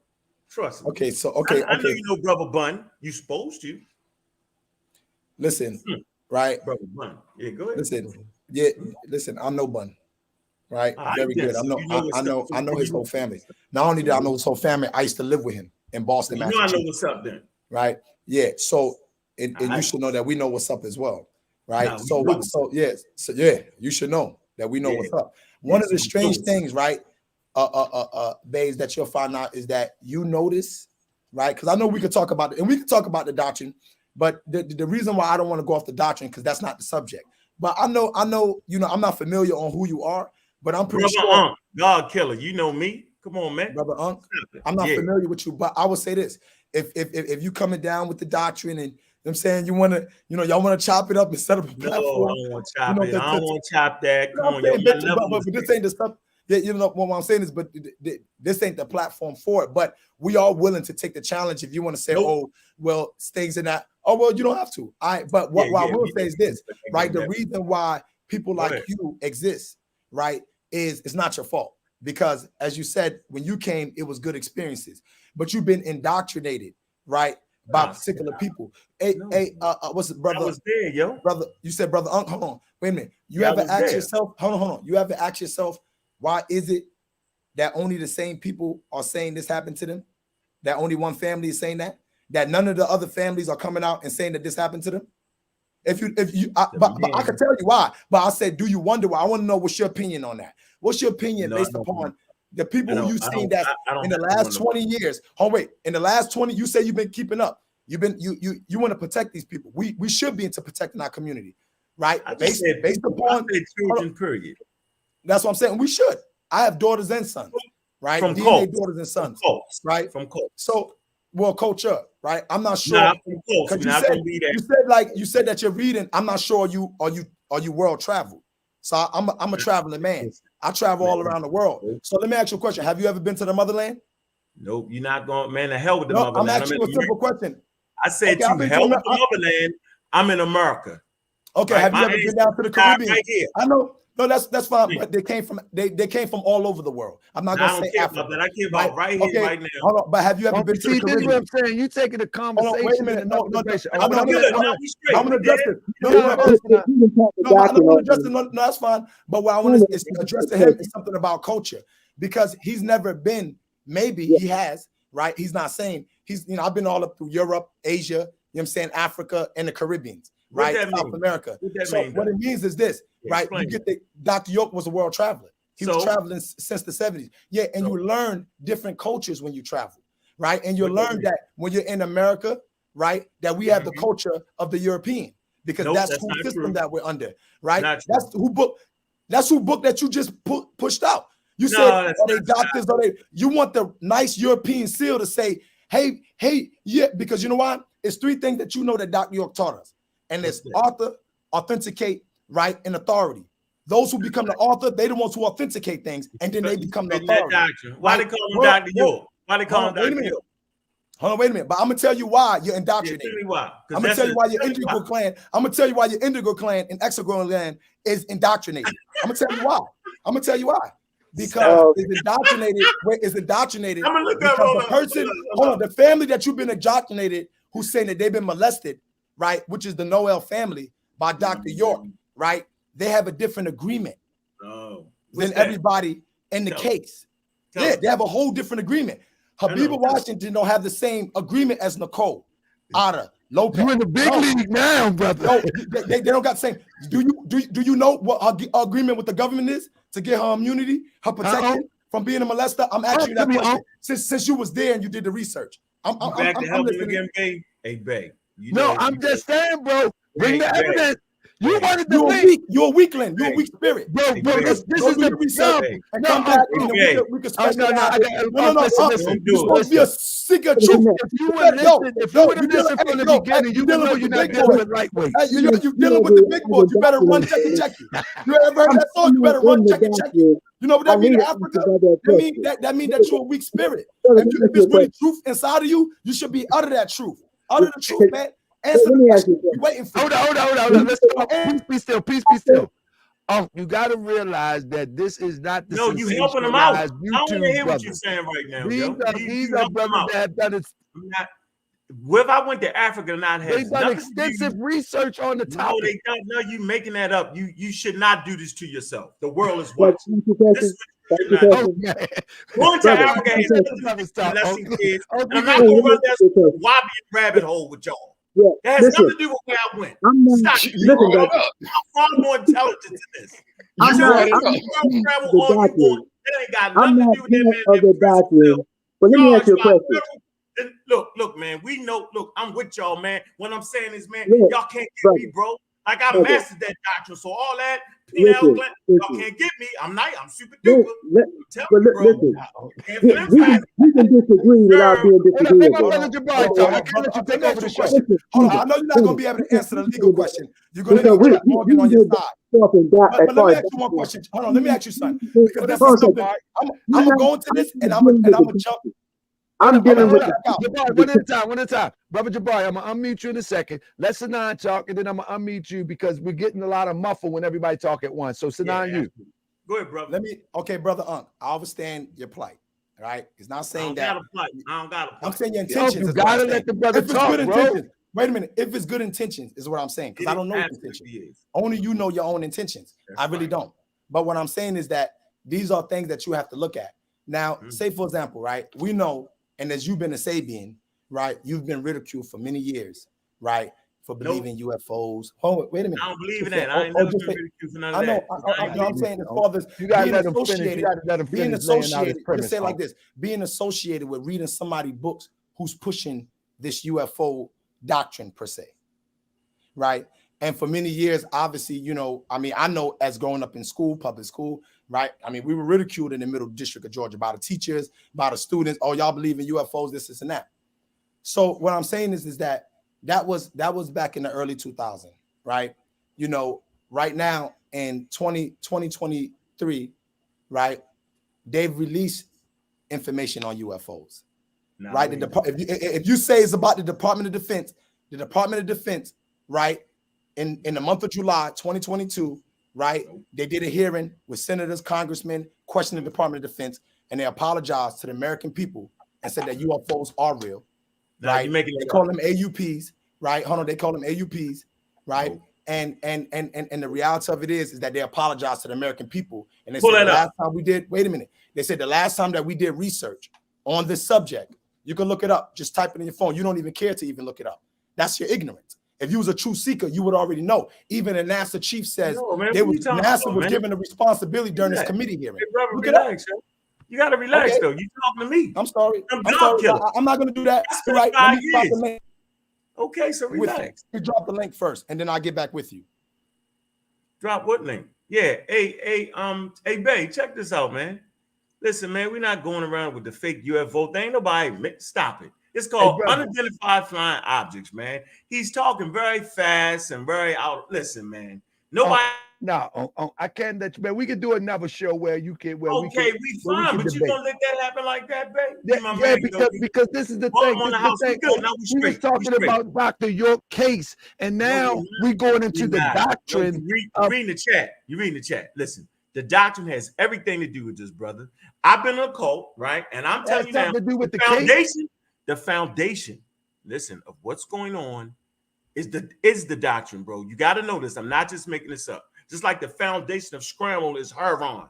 You can never talk about scramble without talking about heron, bro. I don't care what you say. Why you always go to the dope game? I got you, bro, because I'm telling you, it's the doctrine that sucks you in and have you mesmerized and believe in something. Once you sucked in and believe the misinformation, right, then anything's liable to happen to you. You got to really study cults in America, bro. This is what happens. You get indoctrinated with the information. If the brother wasn't able to speak and piece it together like that, nobody would have listened to him. It's the fact that he did it.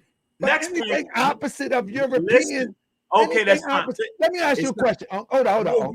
No, man, Europeans believe that a sperm came from the sky and impregnated a woman. But you don't browbeat them about Christianity that has superseded every religion on the planet. We're not talking. We're talking about that. So what I'm saying is anything opposite of what Europeans believe. I don't know what you mean. All white people aren't Europeans. I don't understand that, babe. When I'm talking about the pale skin, anybody of the pale skin nation of Europe, I'm going to call Europeans on Morse World TV. That's it. Now, no, what I'm trying to say is intelligent people are intelligent people, and intelligent people get their doctorate degree. So if Malachi York was against, if Malachi York, where do you prefer that all of us go get that? Hold up, stop that. We're gonna hold you to your claim. Where do you prefer we go get our doctorate degree? I don't care where you get it from, but Malachi York long as from a European and one of these educated institutions that you are very proud of. Black people have institutions, right? You know, Dr. Dre claimed to be a doctor too. We do not need white people to have black institutions. That's crazy. Why you let Dr. Dre claim to be a doctor? Get a doctor's degree and talking crazy about Europeans. Why have a doctor's degree? Bro, you here talking about science literacy. Let me ask you, what college that you went to? No. Hold up. You say you practice science literacy. I want to know where you get your black thing. No, where did you get your collegiate education from? Black. Hold on. I want everybody to stop for 1 second, brother. You putting a lot of info. You putting a lot of strength on this European education, and you say you practice science. I didn't come here to talk to you. No. I want you to answer my question. Since you want to use that measure, I'm asking you, where did you get your education for science literacy? Where? In a book In a book, like, not from the European. You trying to send us? Get out of here, Unc. You talking crazy. Get out of here, man. We ain't talking to no Unc, man. Unc is talking crazy. Unc is talking crazy. We ain't, get out of here. Get out of here. Whoa. No, we he gotta got bring to him go. back. No, he got to go. He got to go because he's talking about that we need to go to college, and he's talking science literacy, and he ain't been to that college. So he should shut up too. Yeah, but you know what happened? He should be quiet too. He shouldn't even have nothing to say. But that's not fair, though. That's not fair. But you know what? If we want to use that as a standard, why is he sitting here talking about science literacy? Bring it back on, because you know what? Hold on. Now, No, this is what he don't know. Wait a minute. This is one of the keys to the. Wait a minute. Wait a minute. There's another key. Bring Unc back on. Because one, you got to show him what I just said. Because wait a minute, he asked. Wait, Unc asked for something. Unc asked for something. Unc. There you go. Look, now I love Unc, man. Wait a minute. Oh, wait a minute. He asked me for the committee here. Dog can sound like a new poppy now, yo. Hold on, wait a minute. Hold on, wait a minute. I want to say one thing. I think he knows because he's looking it up. Look at the link. Look at the link I just dropped. Can you share the link? Where's that, bro? There's a whole committee, 1 hour meeting, and it's a national security issue. But I know that this was going to be about the doctrine. Exactly. Right? So let's get out of that. Wait. No, we're going to end it right here. Hold on, wait a minute. Jabbar, we're going to bring it back to the legal this way. Hey, Jabbar, y'all forgot we all, listen, you forgot I was wiping, right? Hold on, wait a minute. You know you can't hit me with the question. Wait, That's how you get him with the hold on, wait a minute. Well, hold on. Hold on, let me tell you what ends you. Okay, during the state trial, right? During the state trial, and during the federal trial, right? Okay. During the month of January. Listen to this now. Be patient. Okay. Let me land. Okay. Right during the month of January. Right. There was a person that was also raised up on the land, which was my brother, my biological brother. He was older than me, so they didn't use myself and my other older brother. They used the oldest brother because he went back the longest. Now, right? He stood and took the stand for Dr. York in Brunswick, Georgia. At the time, he was in college. He's a major in chemistry, right? He's taught in Georgia for many years in Georgia state schools, right? And he has 4 degrees, and he's also a pharmaceutical doctor. So the person that they use in the transcripts, right, dealing with the education, has 4 degrees. So that is a lie what you just said, my brother. You're just under the spell of a European man, meaning saying that we wasn't educated. Because this is a person who was raised under. So if you want to say doctor, wait a minute. If you want to say doctor, look who the defense used to prove that we were being educated. Wait a minute. No, I think y'all know the UFO link yet, though, because they apologized to American people already. I heard. And they created the Space Force. First of all, they created the Space Force already. Both of y'all playing. Everybody can hear. Everybody heard me clearly say, if it's so much about not big up in the European or the European education, then why in the hell would Dr. Malachi York call himself a doctor, which is clearly a European title? It wouldn't because that's what you respect. You just said you didn't want to hear it unless he had the doctor. You just said if he wasn't educated, you didn't want to hear it. So that's the only thing that you respect. You wouldn't respect it if he didn't have a doctor. Listen what he's saying, bro. Listen what you're saying right now. I'm gonna say this one more time for everybody who's intelligent. If you're so much against the Europeanists, why carry a European title? We smart enough to say, you just smart, Malachi York. He don't need to have the doctor's degree for him to be smart. A doctor's degree ain't what make you smart. But what a doctor's degree does is, it actually gives you qualifications that is a standard around planet Earth. In Africa, Ghana, Australia, Mesoamerica, we have doctors everywhere, bro. So being a doctor has actually never been a European thing. It's the thing you use when you're trying to encapsulate people's mind and get them in a cult and you fake them out. But guess what, bro? Let me ask you a question. Can you ask me? Let me say something. Let me just make this one point. Let me just make this one point. I just want to make. Let me just make this one point. If you said no, you said you said that you was a follower of Dr. York. is not one of his slogans that I came giving y'all what y'all want until y'all will learn to want what I came to give. Man, Now, hold on, because I'll let you finish. So let me finish. Right, you Now, did, bro. so it's the same way you could say, well, Dr. York created his own language. Even though he talked all of this about the white man, I could say, well, why was he teaching in English? Because you wouldn't understand what he was saying if he talked it in Nuwapic, or if he talked it in Arabic, or if he talked it in anything else. So what he said that I had to give y'all what y'all want. I had to teach y'all Christianity because y'all wanted Christianity. I had to say I was a doctor because y'all didn't want to believe what I say. So I always had to say, don't believe me, check it out. Don't believe me, check it out. When you look at all his doctrine, he said for years, don't believe me, check it out. And he clearly said, I got to say that because y'all don't want to believe what I got to say because of the color of my skin. So I got to show you the reference to go to them and say, look, go look at what they said about it. If he hated, we could say the same thing. If he hated the white man so much, why he always said, don't believe me, check it out. Who you was going to check it out with? You was going to check it out with Google. That wasn't for him. That was because that's what you wanted. You didn't want to believe it unless he said it. And then not only that, but there was a period of time where he was telling everybody to get their doctorate degree. My father was one of them, where he said to become a reverend and all of that in their school system. We actually have video recordings that you can see on YouTube of Dr. York having a graduation ceremony on the land for everybody who got their degree and graduated college. So what you're trying to push is a narrative that I don't know who you got it from or where you believe it from. You just proved my point. Thank you, bro. You talk so fast because you forgot I'm an ex-Nuwapian. Right? But see, this is what you're doing. Y'all see what's happening? Before Mr. Bay jumped in. See, Mr. Bay jumped in right when I said Malachi York said read by but you trying to you deflect what I said. No, you trying to use that as a total standard, bro. You can't do that. Doctor just means teacher. You can't use that as a total end-all be-all, bro. Doctor only means teacher. No, it comes from the Latin. Well, you better come after Dr. Braden. It only means Dr. Braden. No, it only means teacher. I'm only talking to the Nuwapian brothers. We're not talking to him. He wasn't there. Matter of fact, he was out. We used to beat them up. Remember that? Like they never had a chance. The Moorish doctrine got beat down. They never had a chance. So that's before me though. I'm here now, brother. Do you want to set up a debate? We're not doing that. No, we're not doing that. The Moorish brothers are people too. I would drag on a debate. But members of old Moors didn't know no better. Hold on.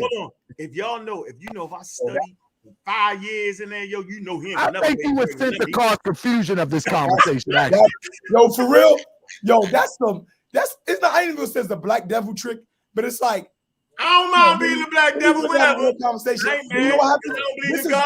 This is the reason why we can't never get to the bottom. Because you know why? Because of the spirit forces. Wait a minute, the spirit forces, right? And you call it insecurities, right? That's what the spirit forces called insecurities.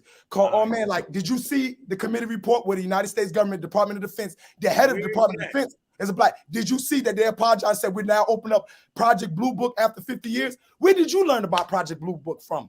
You said the white man saying that you wanted them to say, oh snap! I know we can share screens now. Oh, we just opened it up. Wait a minute. Oh, we just opened it up because this is U.S. government. We see more than 350 new reports. I don't read blood. Oh snap! That's what? Is that a good? No. Oh man, you don't want to go there, man. Don't do that. He studies science literacy. He studies science literacy. Yeah. No, he's a science literacy doctor. No, ignorance is stupidity. It's not based upon facts. It's based upon hype. He's a hype master. But you know, son, you need to hype the ones who was telling you that BS, and you need to bring them back to the table. Because if you're the best that they got, God damn, man, it's done. You know what I'm saying? God damn, Jesus Lord. I don't know what the hell they are. Man, now I got a question. 25th Street. I got a question today. You got to bring somebody yesterday. It's all about the He ain't even been paying attention. No, listen. This is very serious. Wait. This is very serious. Because this is why this is serious. Because the senator was bringing up a point, right? They were questioning him because, you know, it's been a split between the government as both of the presidents are under investigation for top secret documents, right? That's most likely UFOs and shit that Dr. York been talking about the whole time, right? So what happens is because of that, right? They got scared and they started the Space Force. You know, it's the Space Force now. It's another branch of the Department of Defense. That's right. Not the Air Force, right? And you do know that they don't study that in science literacy.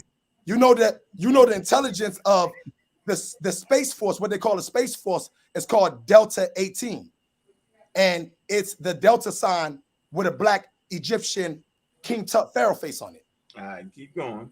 That was that's what the United States government decided to make, right? Their image. Hey, put it up. Put it up. Delta 18. I know you can look it up. I ain't gonna send you no more links. I want you to do your research.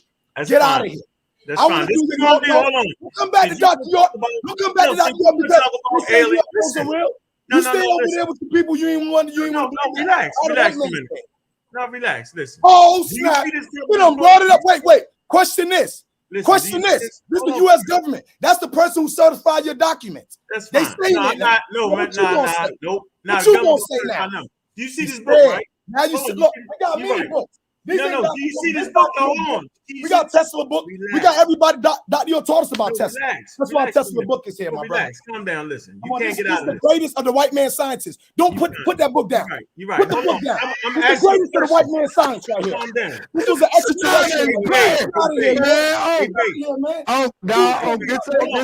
Don't help out, baby. You gotta travel the world, man. I'm too old not to be traveling the world. Dr. York ain't never told us not to travel the world and discover things ourselves.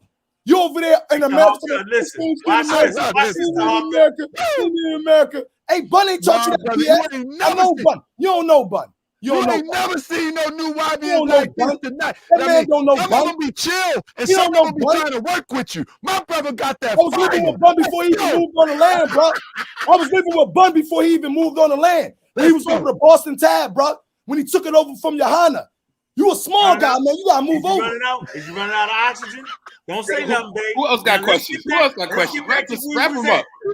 We can't waste too much time on you. Who else got questions, my brother? They don't jump. Don't do it, babe. Don't help. Who else got questions? Don't help them, babe. Don't help none of them. A lot of people in the chat. They got some questions over here. All right, we're gonna let you talk. I'm gonna let you talk, but let me tell you, I get so hyped, man, because I have to go through the same thing in defending Prophet Noble Drew Ali and the Moorish Science Temple of America against all odds. And to see this type of passion, I'm loving it, bro. I know you is. I love this type of passion. Because when we defend, if we can defend our leaders the way we defend them Europeans, man, we'll get somewhere.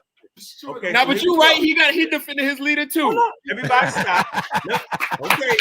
Hey, hold on. You listen. I might not be the smartest guy in the world, but what I do hear is a lot of people talking about aliens and space. So I'm gonna ask you. You with the extra Nuwapian hat on. What is this right here? Not the title of the book, but what is this? These colors right here. What does this mean, Mr. That's dark matter, dark energy. You can find in Dr. York Ball. No, hold on, stop. Relax. Yeah. That's strike one. You get 3 tries. You get 2 left. What is this again? And then what agency is this? What is this? What are you talking about? The title? What? Explain No, I'm not talking about the title. Y'all you talking about the artwork? The artwork? Yeah, it's not artwork. It's not none of that. Because you talking about aliens, and so did you, Mr. Nuwapian. You know you never not supposed to be able to answer questions. So one more time, what is this and what agency is this? Listen. Just say I don't know. Hurry up and say I don't know. Stop it. It won't work. I'm sorry. Unfortunately, if you want to talk about dark matter and dark energy, right? Subatomic particles and quantum particles and things with reversal spin, we get into that conversation later, my brother. And we'll have scientists on the phone who know what the F they talking about. Not these self-proclaimed people who love their masters so much that they defend him. Should be texting you, telling you what it is. You don't got no spotters? No, but first let's one more time. What is this? Can we examine the message? Can we examine the author first? Listen, before we examine the author, let's examine the author. That's his God. That's his God right there. That's his God right there. Hey, examine the author. My God on the screen. Yo, that's your God. Let's examine the author before we examine the author. Let's make sure he's right. Because if he's not right, his information not be right. So what do you know about Professor James Peebles? Come on, man. What do you know about him? One thing where did he graduate from? One thing I do know is I'm asking you, where did he graduate from? If I'm in the middle of asking you one question. No. I refuse to answer your question. Where did he graduate from? I refuse. I want to know about the. Whenever I open a book, the first thing I want to look at is the cover. We look at the cover, and then I want to go in there and I want to find out the author's note. I want to know. I'm asking you, where did this author graduate from? He has a Nobel Prize in physics, bro. Don't play with me. From where? Answer your question. Listen. So I said, where did he graduate? I'm gonna ask y'all one more time. You can't answer that. Come on, man. You tripping, do you know what this is? Just we're gonna need that European up there. Just say no. No, we don't know. We want to know about this European now. Let me tell you what this is. This is called the cosmic background radiation. So anybody talking about anything with space, if you don't know this, I don't want to talk to y'all. Do not talk to me till you learn what the cosmic background radiation is. And this is not NASA. What is that? It's the cosmic background radiation. It's the radiation. No, what is that? What is that? That's a description of something else. The cosmic background radiation is a description of something else. What is that it's describing? You ever had a TV? You remember back in the day when the TV would go off and that fuzz be in the background? The cosmic background radiation. That is describing something else. What is that it's describing? Come on, man. You know what, man? I realized that the New Wapians actually never raised their game up. And it's okay, bro. No, you're not explaining. You put something out there. Listen. But you're not explaining. You can't intelligently. No, I cannot. Expound upon it. He asking you to expound upon it. 1, 2, 3, 4 people cut me off. Stop it, yo. I'm telling you, I don't know what it is, Unc. You cosmic background radiation. Okay, so cosmic background radiation is CMB. It's called It's called CMB. It's actually the afterglow. It's radiation left over, right, from the Big Bang. That's what it is. What is that called? It's called the Big Bang. It's called the cosmic background radiation, bro. It's radiation. And what's the significance of it? Let me finish. Let me ask you, what is the significance of it? Because they measure it in Kelvin. Okay. Now, when you measure in Kelvin, that means in all directions. And so when you see red dots, kind of like blue dots.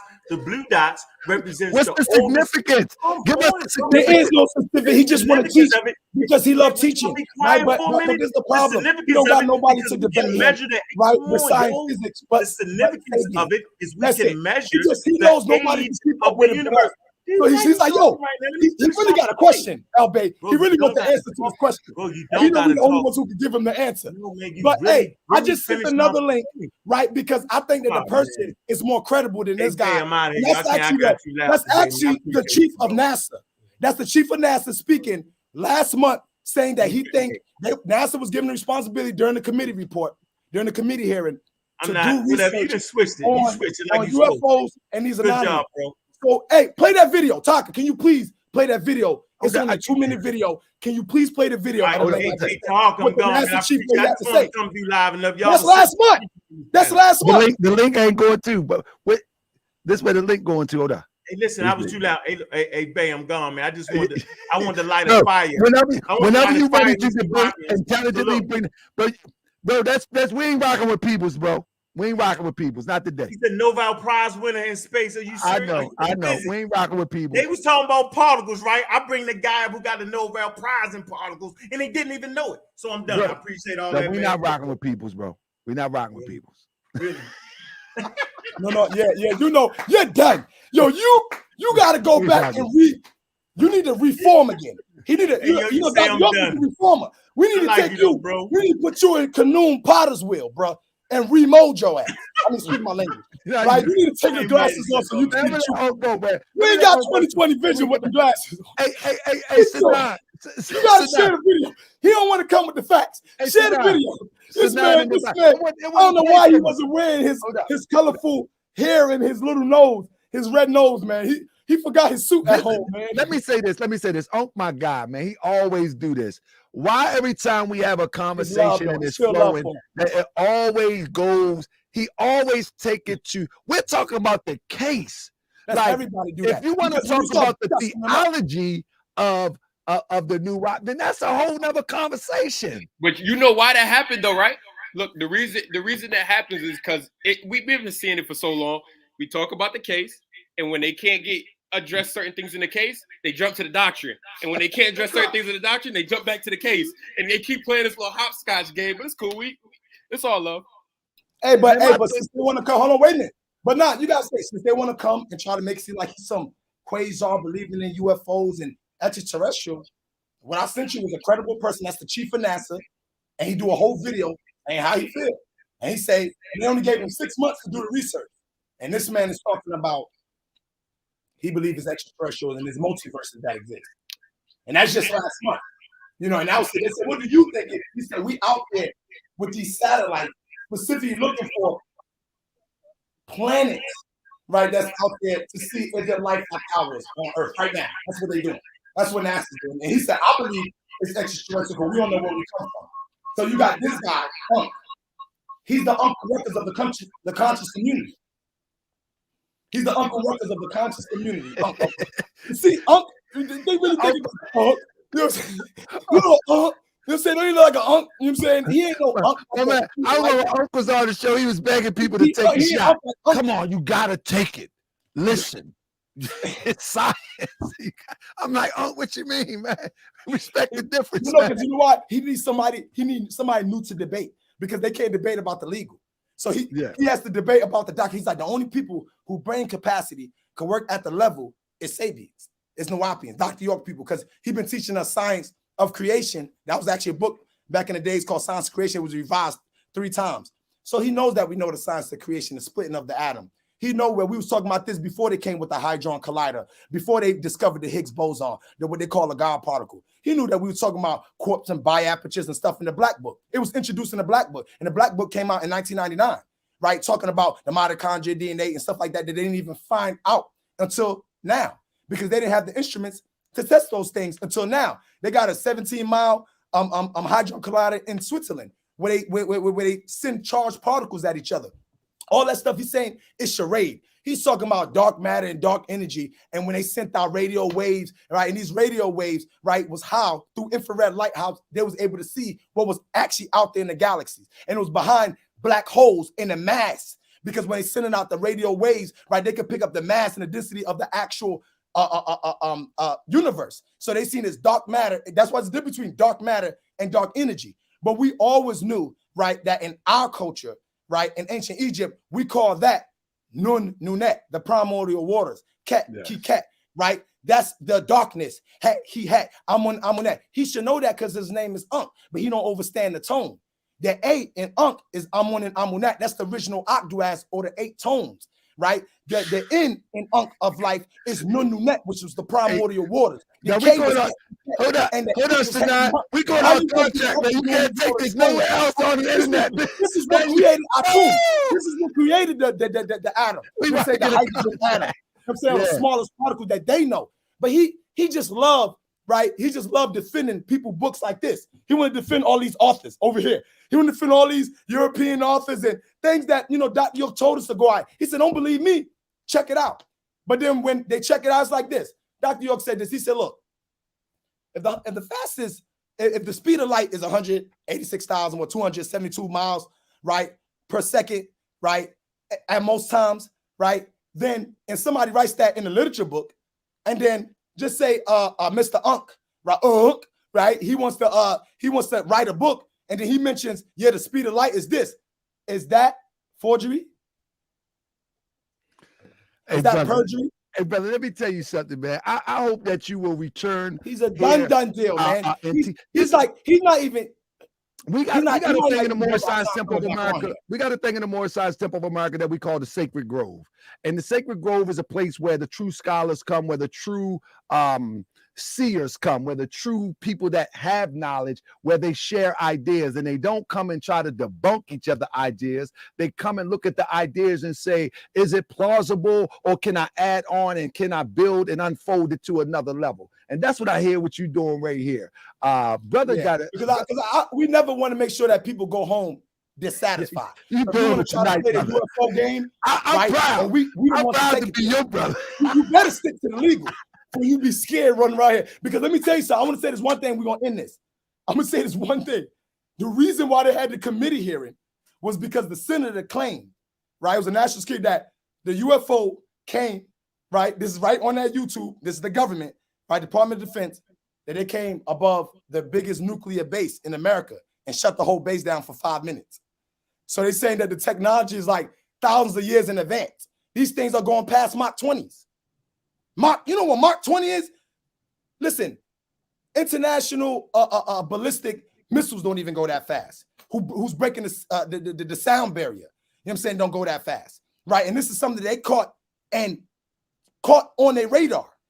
And they showing this in the committee hearing. The congressmen are showing the new videos. They already released 3 in 2020, and they showed an extra 2 in that committee hearing. Since then, and they said that now this is public. We apologize. You know, we've been hiding it. It's now become a national security. It's not Russia. It's not China.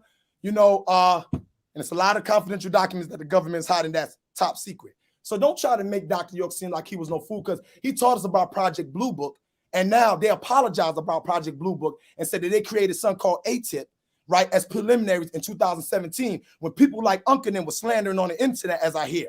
I heard somebody said that he was slandering with Rick Johnson, right, and with Chuck Morgan. They had a whole, I'm not familiar who he was. So I didn't know that somebody was coming on here who previously slandered Dr. York, right? So I wasn't aware of that because I'm not too. Well, that's what Unk do, though. Unk do. I never heard him slander the Moors until he just said it today. But I would love to debate on it. I don't care. Yeah.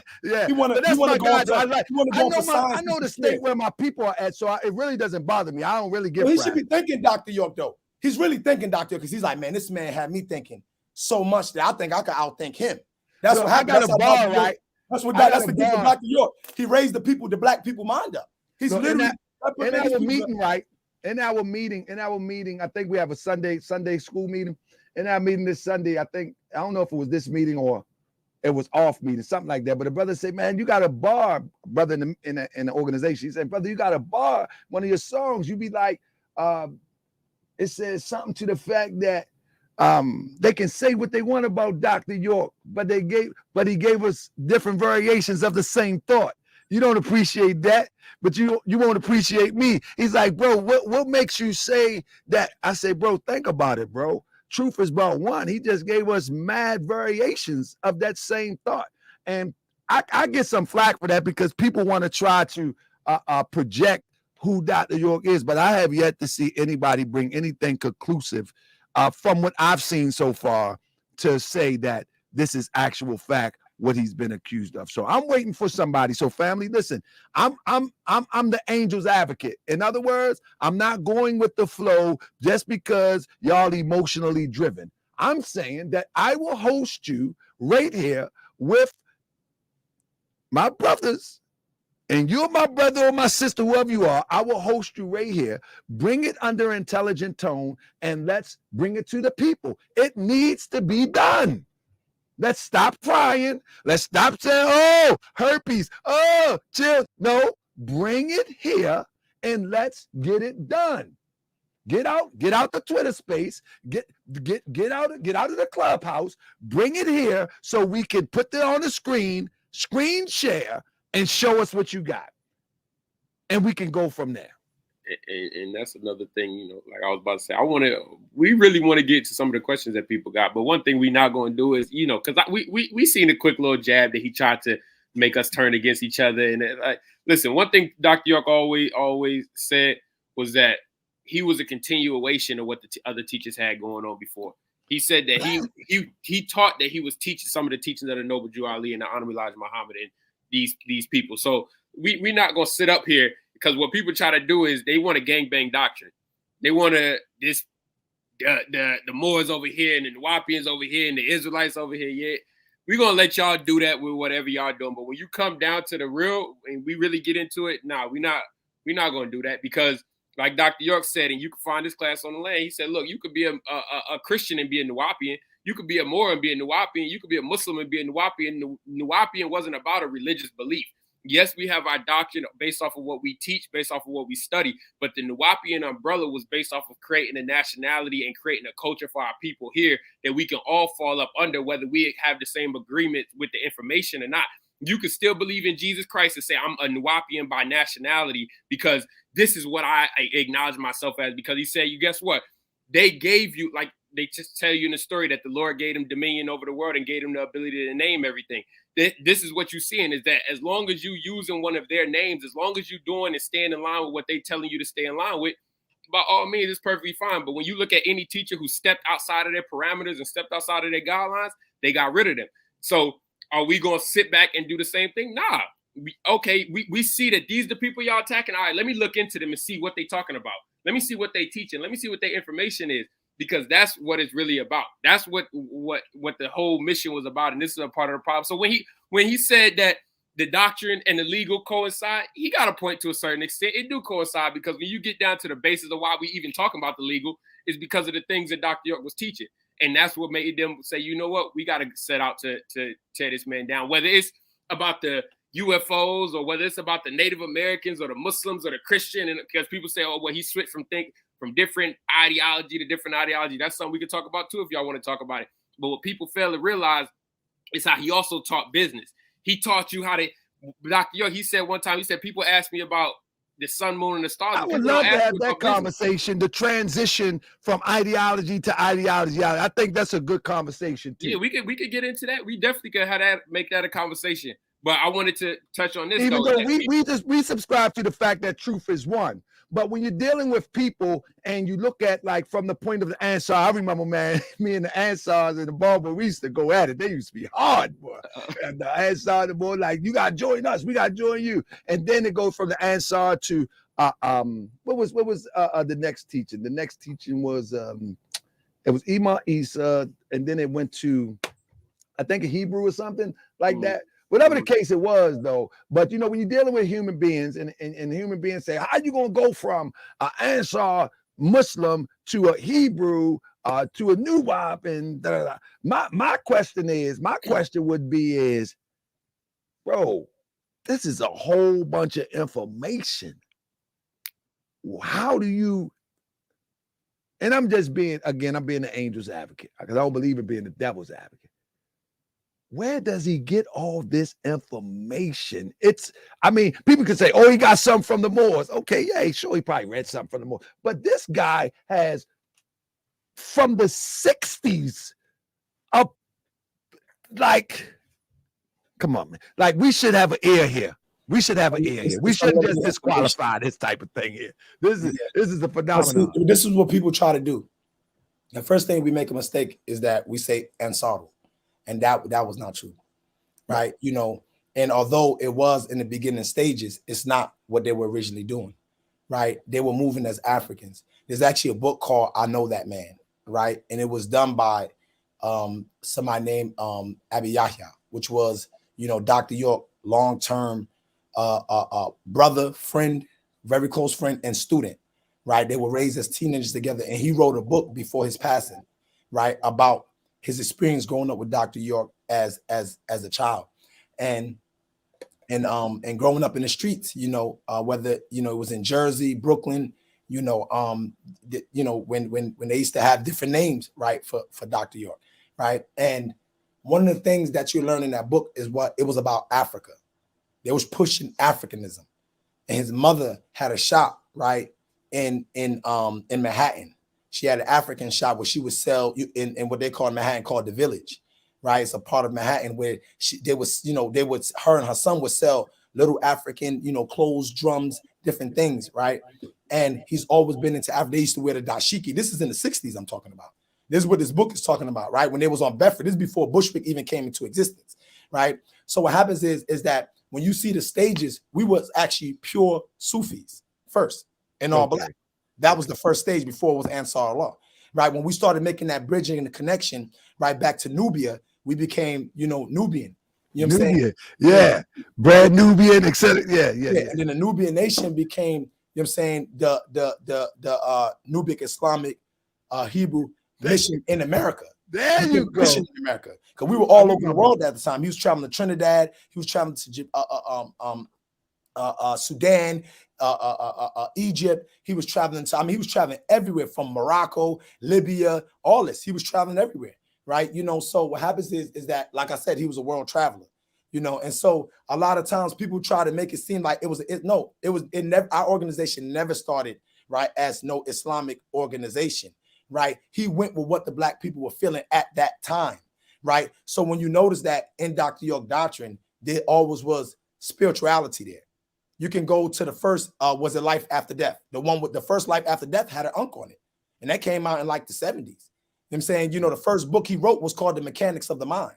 You know, so anything, when you see from Allah to man, that had nothing to do with Allah. Allah was the 99 elements in that book. He was talking about the 7 planes. Nothing in Allah to man has nothing to do with religion, but the word of Allah itself.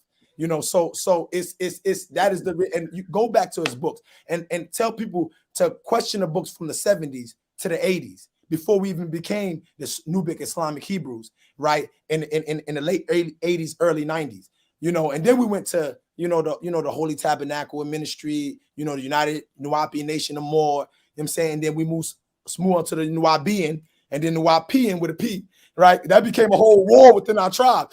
I'm a B and you a P. You know what I'm saying? That's how separated, right? That they got us. I mean, I can tell you another proud moment where is it the same thing? The Nuwapo. I'm Nuwapo. That was another proud, where like wasn't nobody playing about that. Like, can you give us a little bit of understanding of that? Is that just short for Nuwapian, or how that work? Oh, you muted. Hold on. Ask your question again. Another proud moment before we get out of here is if there ever came a conversation, because I'm going on 50. So I've been a Moorish American proclaimed since I was like 17. You know what I mean? So with that being said, I've seen all and I've always interacted with the communities, you know what I'm saying? Because I've had some form of consciousness, you know what I'm saying? So, but I remember another proud moment was when brothers was saying, I'm Nuwapo, I'm Nuwapo. Was that just short for Nuwapian, or what was that? Nuwapo, it's the same thing. It was a different, because as we taught our doctrine, we always taught is that you had like Nuwapian, or Nuwabian is a person who studies the science of Nuwapu. So Nuwapu was the study or the science of the of a thing or the information. So like right now, you will have somebody who say that I am a Munwap, and then you have somebody say I study Wu Nuwap. Wu Nuwap is the study of sound, right, reason, or actual facts. And then you have someone who subscribes to the study of actual facts, which would be a Nuwapian or a Sabian. And no, that's pretty much what it was. But this is the thing about why we refer to Dr. Malachi York as the master teacher, is that we didn't just say it because he taught good or he taught well, but we say it because it denotes the fact that he mastered the science of how to teach. And the reason we say that is because he always said something. He said that I took y'all on a long walk on a short path. So I taught y'all how to be a Muslim the way a Muslim is supposed to be. I taught y'all how to do within a couple of years what it takes somebody a lifetime to do. I taught y'all how to be Christians and how to study the Bible. And I taught y'all the book of Psalms. And I taught y'all the book of Revelations. I wrote whole books on this, something that it takes somebody a lifetime to do. I was able to give it to y'all within a short period of time. And he always said, he said that I came out with the saying, I come giving y'all what y'all want, so y'all would learn to want what I came to give. If you look at any of his older doctrine, he always had that slang. And he says that the reason he kept that slogan was so that when the time comes when he comes to teach what he really came to give, no one would ever be able to say that he told a lie, because he was teaching Islam as a Muslim, because you wouldn't believe what I'm saying if I taught you about Islam if I wasn't a Muslim as well. You can't talk to a Christian unless I know about the Bible. I can't talk to an Israelite or a Jew unless I know about the Torah. So what he said was, like the brother was saying, he originally came teaching something called Wu Nuwap or Nuwapu. And he said that he realized as he was teaching that people kept having questions about other religious beliefs or other religious sciences. So what he did was, he said, I got to give y'all what y'all want, so that y'all can learn to want what I come to give. So I'm going to give y'all a picture of Jesus Christ, but I'm going to make him black. And I'm going to tell you the story about how he came from Egypt and how he did all of this. And then he said, well, all right, well, you got that? Well, all right, Jesus wasn't a real person. He never existed. Let's move on. Let's go to something else. All right, now I'm going to tell you about it. And that's the way he walked through it. And he said, okay, all my people claiming to be Native Americans. Even you see it right now today. You got some people that's claiming that they Native Americans, and Native Americans had no descendancy to Africa. And this is what people, so he said, okay, my people want to be Native American, so let me show you how we're Native American and how we can tie into the Native American sciences and the teachings, and let's go from there. You want to be a Christian? Let me show you how we do that. And so he set out on a journey to study all of these sciences and all of these information and all of these doctrines and to promote or teach based off of the actual fact or from our perspective. Because when you look at all of the teachings that we did, right, when we studied, is he said the average person is studying the Torah from someone else. So we're going to study the Torah, but we're going to come out with our own Torah. The average person is studying the Quran from someone else. So we're going to study the Quran, but we're going to study our own Quran. We're going to create our own Bible and call it the Holy Tablets. We're going to create, and that was his method of teaching, was to give the people what they want. Okay, I'm giving you the religion. I'm giving you this. I'm giving you that. Once you got that, then now you can come on and you can study this. So when we say why he switched from religion to religion, if anybody studied Dr. York, you'll know when you go back to the 60s, he started off teaching with a big black afro and bones in his ears and a long black robe. And he was teaching under the name Amanubi Rakta. He was teaching about African science. And then he went from that and went into the Islamic teachings. And he went from the Islamic to the Judaism, the Christianity and things and so on and so forth. So it wasn't a switch. He came teach, because that's a part of the a lot of times now is that, like even what the brother said earlier, is that, oh, I'm your biggest enemy. I'm not here to be a bit. That's what people want to do. People want to be Nuwapian's biggest enemy. He want to be the God killer or something like that. That's what people hold pride. You want to be our enemy. Doctor, it wasn't about that. It was about, we all have when you look at the continuation of our teachings, we ain't just saying that it was all about Noble Drew Ali. We're not saying it was all about Honorable Elijah Muhammad. We're not saying it was all about Marcus Garvey. What we teach is that all of these people, all of these teachers, all of these men had a piece of the puzzle to bring. And they came and they brought their piece of the puzzle, and then the next one picked it up and took it to that point. And the next one picked it up and took it to that point. It was a continuation of information. It was never about attacking one another or going against one another. It was about presenting the facts. And that was the point where people say, well, Dr. York taught da-da-da-da. It wasn't about just going against the doctrine or going against the information. If you want to be a Muslim, okay, yeah, we could be Muslims. Let's be Muslims together. And I'm going to show you how you be a real Muslim. You want to be and that's for every religion. I'm just saying one, but that's for all of them. That was his method on how to teach. So when we say master teacher, we talk about him studying or mastering the science of teaching. Just like you got a master karate, you got a karate master. He's mastered karate. That doesn't mean that he doesn't have flaws. That doesn't mean that he doesn't make mistakes, but that does mean that he's mastered the art of how to teach, because he hasn't been asked a question yet that he didn't have an answer to. Right. I just think we as a people need to get better with appreciating different expressions of knowledge, as opposed to, like the brother says, a cult and like what about all the information that was brought forth? Just, I mean, have you read it all? Have you thumbed through it all? I think we can. I mean, if it ain't for you, it ain't for you. But I mean, we should have a better appreciation for the labor that our teachers bring to us. That's where I'm at with it. And I don't have to agree with everything, but I will say I can appreciate it. And I just think it's fascinating that all of this information was given. Just what you said right there doesn't even scratch the surface of the information that was dispensed from Dr. York. And all that you said, all that was said tonight, doesn't even scratch the surface. And I think that's amazing. You know what I mean? But with that being said, family, we're going to try to set this up again. I don't know if y'all available maybe next week or something, but man, I would love for us to continue this conversation, because Unc chose to come up in here. I don't know who sent you, Unc, but Unc chose to come up here and start talking about religious philosophy and theology as it relates to Nuwapians and Dr. York, and we got totally off the case.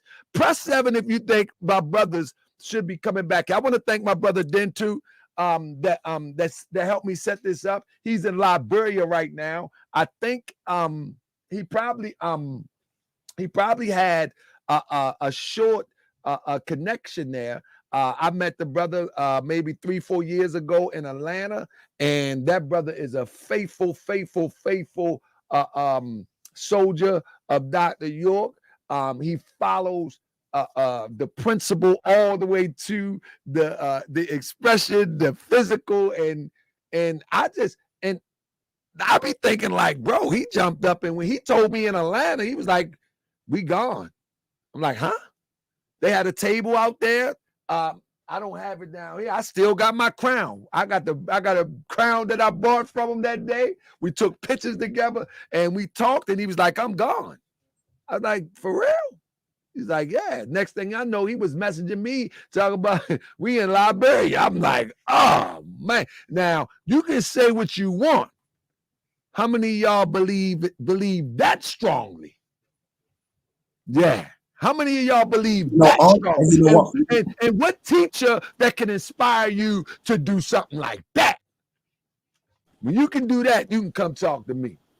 Yeah, and you know, like what Unc said, he said, well, you know, Bun, he don't know Bun, obviously, right? He don't really know Bun. The land was in Bun's name, right? You know, when they stole it from us, he was one of the people, the third party claimants.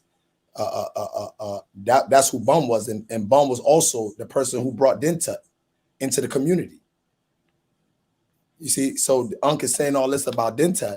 I mean, about Bun, but Bun is the one who brought people like Dintut in it, you know, in the community, you know, strong brothers like that. So that's like a charade, but they gotta come better, man. Please tell them to come better, man. Bro, I love it. Bro, you got that Ahhah, bro. Get on this call. This is a joke, man. You want to talk about doctrine and not the legal. Bundy was just, you know, he wasn't even he was just like, it's sad. Him saying, unfortunately, it's sad because I thought, dude, they say he was over the Amarah squad. He's like the leader of the Amarah squad. You know what I'm saying? You know, it's like, yo, man, that's the situation. Yo, he need to go back with good intentions, obviously, because you don't want to do it with negative intention because you're trying to prove a point. Right. Do it with your good heart. If you're really trying to figure out who's the molester, right, and you say it was York a molester, right, you could say York, just not Dr. York. You see, you could say York, maybe Jacob York, right, but not Dr. York. So you know, the York transport minors, which York? There's a lot of Yorks. He does have a lot of children, right? You know, yeah, there was people that went down to South Beach, just pictures out there, and he did the transportation. You know, so you know, yeah, like that book revealed it to me. I'm like, yo, hold on, the conspiracy was deep in it. You know what they're gonna say, man? Talk, man, yeah, yeah. I rock with those who's gonna fight to the end. That's it. That's what it is. They try to do my teacher like that, so I ain't going for it. It is what it is. It is what it is. Right, and you know something, right? Hey, we ride this out. Hey, we want to thank you, right? We want to thank you, Ahhah Bey, brother Ahhah Bey, man. We want to thank you. We want to thank the Moorish World TV. We want to thank y'all for allowing us on the platform and actually giving us a chance to actually talk about an innocent man, a real innocent man. You know, and unfortunately, because you do have pedophiles out there, unfortunately, because you do got people who actually do that in the dark, right? They actually are the ones who's actually doing that, right? And they hide behind little doors, right? And try to put it on people, innocent people like Dr. York. We always got to have our defense up. We ain't telling nobody to take your defense off on protecting black communities, protecting black children, protecting black women. Hell nah. Why would we say that? And we were the last black Wall Street, the Nawapi Nation. We the last black Wall Street. I'll leave with that and appreciate you, my brother. Man, I appreciate y'all, man. I want to do this again if y'all available next week or the week after, whenever y'all available. I would love to do this again. Let me yield the floor to Nabab real quick. Anything you want to say, big bro? Definitely not. I'm just going to echo what my brother Sanez said is that, you know, we appreciate you. We appreciate Moorish World TV. We appreciate the Moorish community as a whole. We appreciate the black community as a whole, you know, and we not going to play the games that are back and forth. We're here to get to the facts and get to the actual facts of what really took place in the case, whether you want to go to doctrine, whether you want to go to the legal, however you want to do it. We're here to go wherever it is with it. So don't think, you know, the main thing is don't think for all of these years just because we've been quiet that we ain't had nothing to say. A lot of people don't realize that Dr. York been protecting people. Whether you want to believe it or not, Dr. York been saying don't say nothing. They got children. They got families. Just we'll take the heat. I'll just go by way of Africa. Don't worry about trying to bring out what really happened and all this type of stuff because I didn't want their family to have to deal with that. But, you know, it come a point in time where you know, a rumor that goes unchecked resonates in the future as the truth. So now it's time to come check that. So we appreciate you, Tower Hat. Thank you. You know, we could definitely we open for however we want to do it. Whenever you want to do it, just let us know or make the communication with Saqar Dintut, and you know we can go from there. That's what I'll do, my brother. Peace, family. Peace, family. I appreciate y'all for real. And I love y'all, man. I'm just not saying that, you know, we're energy beings. I feel your energy, and that's what I connect with. That's what I connect with. And you know what I mean? It is what it is. Peace and love, family. Peace. So, family, listen, family, this is classic Moorish World TV, where we have brothers that are here and ready to show and prove, ready to defend what they say they stand for. Isn't that what I do here? I say, hit the link. I say, show me what you got. And then when you accuse me of something, I produce the alternative and show you that what they're saying is not so. This was a classic show.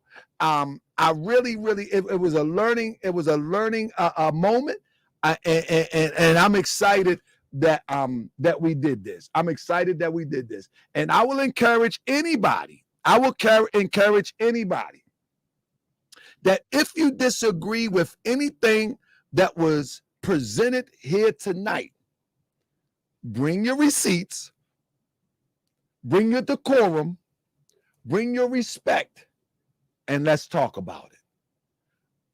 Don't bring the things that you have been emotionally driven on. Bring some facts, and I'm pretty sure that my brothers would gladly show you their facts that they have discovered in contrast to yours if you disagree. So with that being said, family, peace and love, family. Thank again to my brother there. Man, I'm so inspired. I'm so inspired in such a way that, you know what I mean, it's hard to explain. It's hard to explain. I'm just so inspired to see brothers to stand up against all odds for the very person, but not necessarily the person, but the ideals and the principles that's bought by the person that saved their life and changed their world. When you can defend the ideals by the way of the person that have changed your life and changed your world against all odds, when the world is against you, you're a friend of mine. You're a friend of mine, because all the real leaders, all the true shifters, all the true seers, prophets, gods, magi's, the whole world was against them. The whole world. Forget how they celebrate them now. Buddha was poisoned. They celebrate him now. Muhammad was ran out his own town. Many times he had to get low and go to war. The story of Jesus, same way. He said a prophet not respected in his own town. Prophet Noble Ali was stabbed in front of his house by those who wore fezzes. Against all odds. When you got brothers that will stand against all odds, I respect that, I rock with that, and I ride with that before I would ever ride with someone driven off emotional ignorance as opposed to intelligence. And Marcus Garvey said this one thing: intelligence rule the world, ignorance bear the burden. Question everything, examine everything, make it make sense, bounce it around a little bit, and logically move forward. With that being said, family, I appreciate y'all. Love my brothers for coming through. Thanks again to my brothers out there in Liberia doing their thing, and I appreciate y'all, family. I appreciate y'all for joining me tonight, and I appreciate y'all patience, because there's a lot of bad information, misinformation, disinformation that triggers people to say the most craziest things. But just listen to the information, and I'm gonna tell you, shows like this will make you wonder what I already know. Something ain't right. You follow me? Shows like this will make you wonder what done happened. Something ain't right. Peace and love. I be that more you gon' remember. Be more. I be that more you gon' remember. That town. I be that more you gon' remember. Saqar Bay front line till the law call my number. I be that more you gon' remember. LA. I be that more you gon' remember. New York. I be that more you gon' remember. To Hawker Bay front line to the law. Call